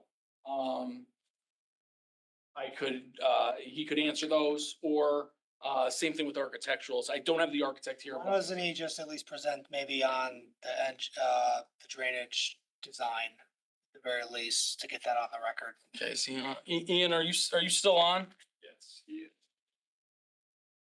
Can you just speak towards to the drainage? Can you hear me? Yes. Okay, I didn't know if I needed permission to be on. I can also share my screen for the site plan. Might be, if that's okay, Mr. Mullen, that might be easier. He's a co-host now, so we have the capability. Right ahead, make it a little easier for everybody. All right, so the drainage is collected from I'm sorry, either- but for the minutes, can you just state your name? Oh, I'm sorry. Yep. My name is Ian Eller. I am an engineer with J. Edwards and Associates. Thank you. The drainage is collected via catch basins in the parking lot. It goes into a stormwater detention system noted as Stormwater System 1. Let's zoom in a little. And as you can see, it is a collection of Codex that are rated to be underneath that parking lot.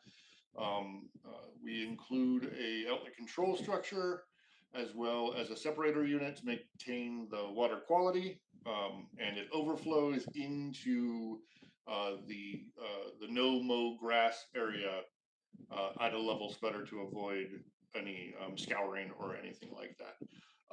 The water from the building is also fed to this system as well.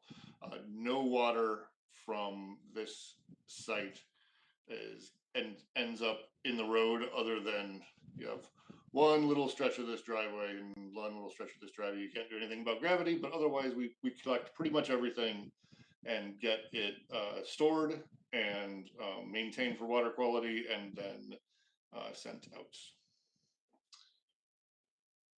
Has the town engineer at least reviewed this design? That I honestly do not know the answer to, since I was picked up this afternoon to present this job. So I'm not 100% sure. No worries.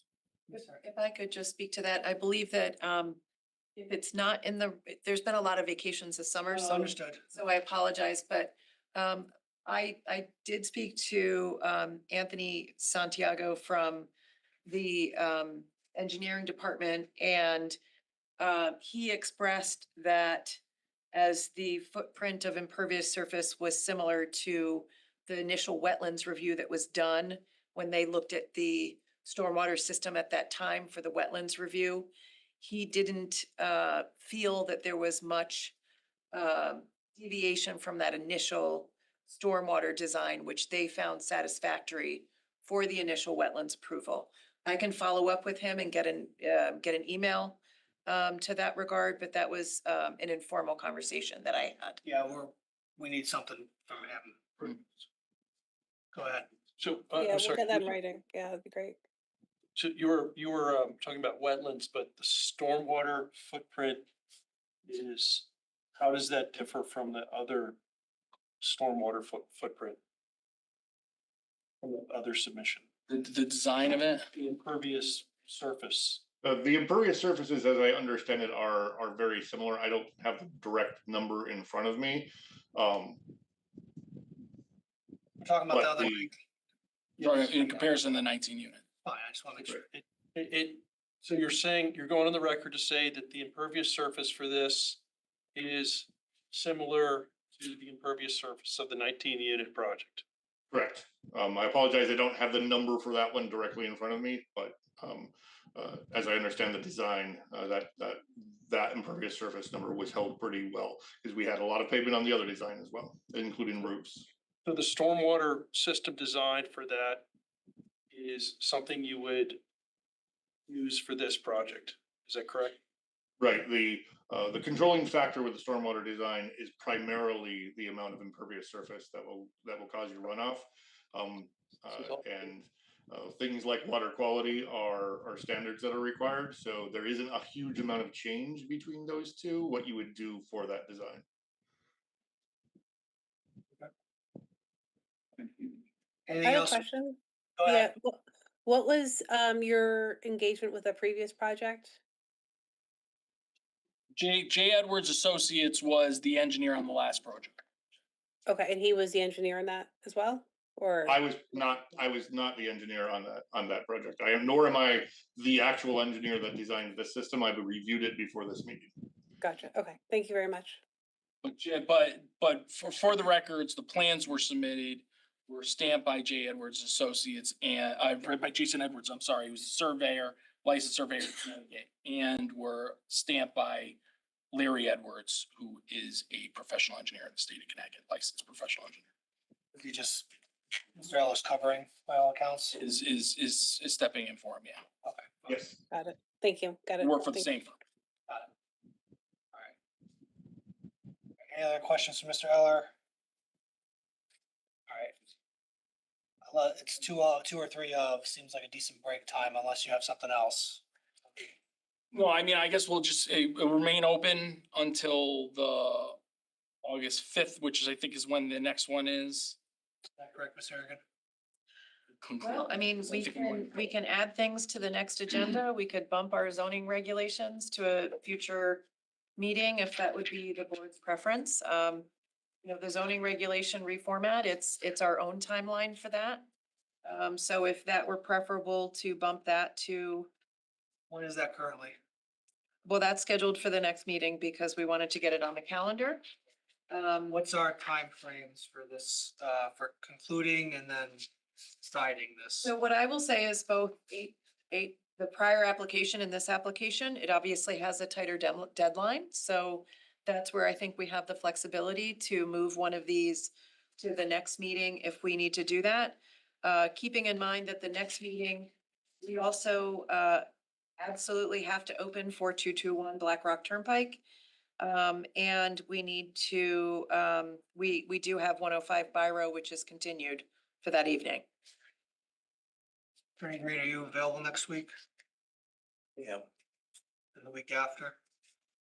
less so, but Next 4 months. fifth is better, the 19th is better. Well, the 19th, we can't keep this open. We need to conclude on. We are on an August 5th deadline. Next week. I think next week is prudent because Yeah. notwithstanding how everything's going, we have to finish Reef Road. That's Just now rebuttal, but just a Just rebuttal. rebuttal, yeah, but that's gotta be on the 5th unless you make me reopen public comment. Which you won't do. So I mean, there's a good chance, sounds like next week's gonna be busy. Biro, I'm accused on, which is fine. So then What else do we have for August 5th? Let me ask you that. So August 5th, I had on the schedule the continuation of Reef Road and Stilson. So we can bump the zoning regulation reformat to August 5th. And no, this, yeah, so we can bump that to August 5th. Why don't we I mean, put- that's our own timeline for that. no, but I I- wanted it coincident with the COCD. Let's We can do, start the zoning regulation discussions as well. I mean, I think you'll have a sense of where things are. I think putting this for the next week makes sense. I think by halfway through next meeting, you'll get a sense if you're gonna hear Stilson. There's a chance that's probably a good thing. And then August 5th is a backup date.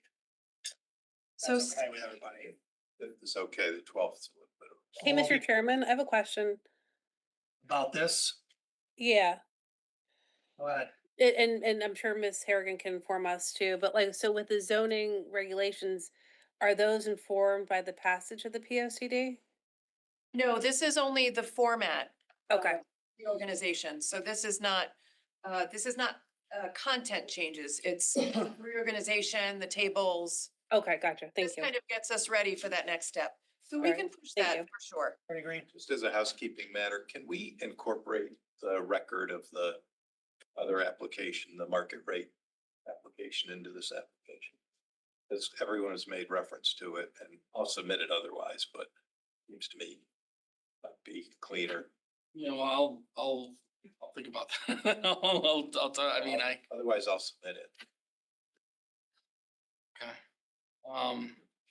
So let him think on it. You'll probably submit it anyways. Just let him think on that because it's 10 o'clock and you asked him an interesting question that I wouldn't. You're right. We've referenced it enough where that probably is effective, but you don't need an answer right now. It'll probably get in. Certainly get it. Am I talking to him then? Yeah, I'll talk to him. I don't mind talking to him. So let's do that. Let's bump our POC, our formatting regulations from next week to August 5th. Okay. Keep Stilson on for next week, but I keep it on as a placeholder for the 5th too, just in case. So we know. Okay. The one thing that I would request though is that we did notice it for the 29th, so we will need to put it on the agenda just in case anybody is tracking that based on the public hearing notice, that we just open the zoning reg reformat and then table it to that date certain. Oh, that's fine. Okay, I'm not, considering I'm gonna be recused from the major portion of that meeting. Just remind Attorney, Commissioner Porcello. Well, I guess that's, I would suggest, based on the turnout, that we actually put Stilson first before Biro, because Biro will have a lot of public comment, and we need to get it to public comment after that. Is what I would recommend. I think we can be relatively brief. No, well, it does. And No, and I don't mean that meanly. It's just, I know. you know why. Yeah. Duly noted and. I think that's fair, considering that he's probably gonna be done. Do you have anything else after with this presentation, Okay. architect? Well, I should probably state as well that how many of those are consultants? What's the third consultant? Yeah, we have the gentleman from SLR, Mr. Eller, and then who's your third one? Well, the architect was John Getz, or Getz Associates Inc., sorry. I didn't remember the name. So we do have about 8 people as well who are. Could be some people in the, There could be yeah, some no, that's people. fair, and that's understandable. About 7. I'm fine with still. Okay, But I mean, I guess, where did you leave off with 105 Byron? First or? no, it's, we, Haven't started. you are the chair. You have full discretion at ordering your agenda in the manner that you see fit. I mean, I think. But that's what I would recommend, is that we start with. Let me, all right, but where does Byro, what is 105 Byro deadline? They have they can go longer. Like. Their what- deadline is August 19th. For finishing the hearing. Correct, so they have more time. So I would have Stilson go first. And then Biro can go after, and then we absolutely have to open 4221 Black Rock Turnpike. And if we don't get to a significant portion of that, that will have to be just continue to another date. But there's time, that just has to at least be opened. Yeah, that's something you can do in the last 5 Opened by minutes. the 2nd, so it has to be opened by the next meeting, and then we have until September 2nd to conduct that hearing. I mean, if we need, we can, 105 Byro can go to August 5th too, I guess, early. If we finish Stilson and not Byro, and we can go to 105, let's do it that way. Let's go Stilson first. Okay. 105 Byro, and then the other one that needs to be opened. Okay. We'll keep Stilson. We'll keep Reef Road, Stilson, and I put 105 Byro down for August 5th. Okay. And we'll have a better sense of where things need to be on August 5th. Right, and we'll be done with Reef Road and Stilson, and then I guess depends on where we are with Byro and the other one. Okay. Okay, thank you. All right. So this hearing remains open in the initial presentation. I'll adjourn, right, I'll continue the matter next week and adjourn the meeting. Thank you for your time. Everyone. Thank you. Good evening.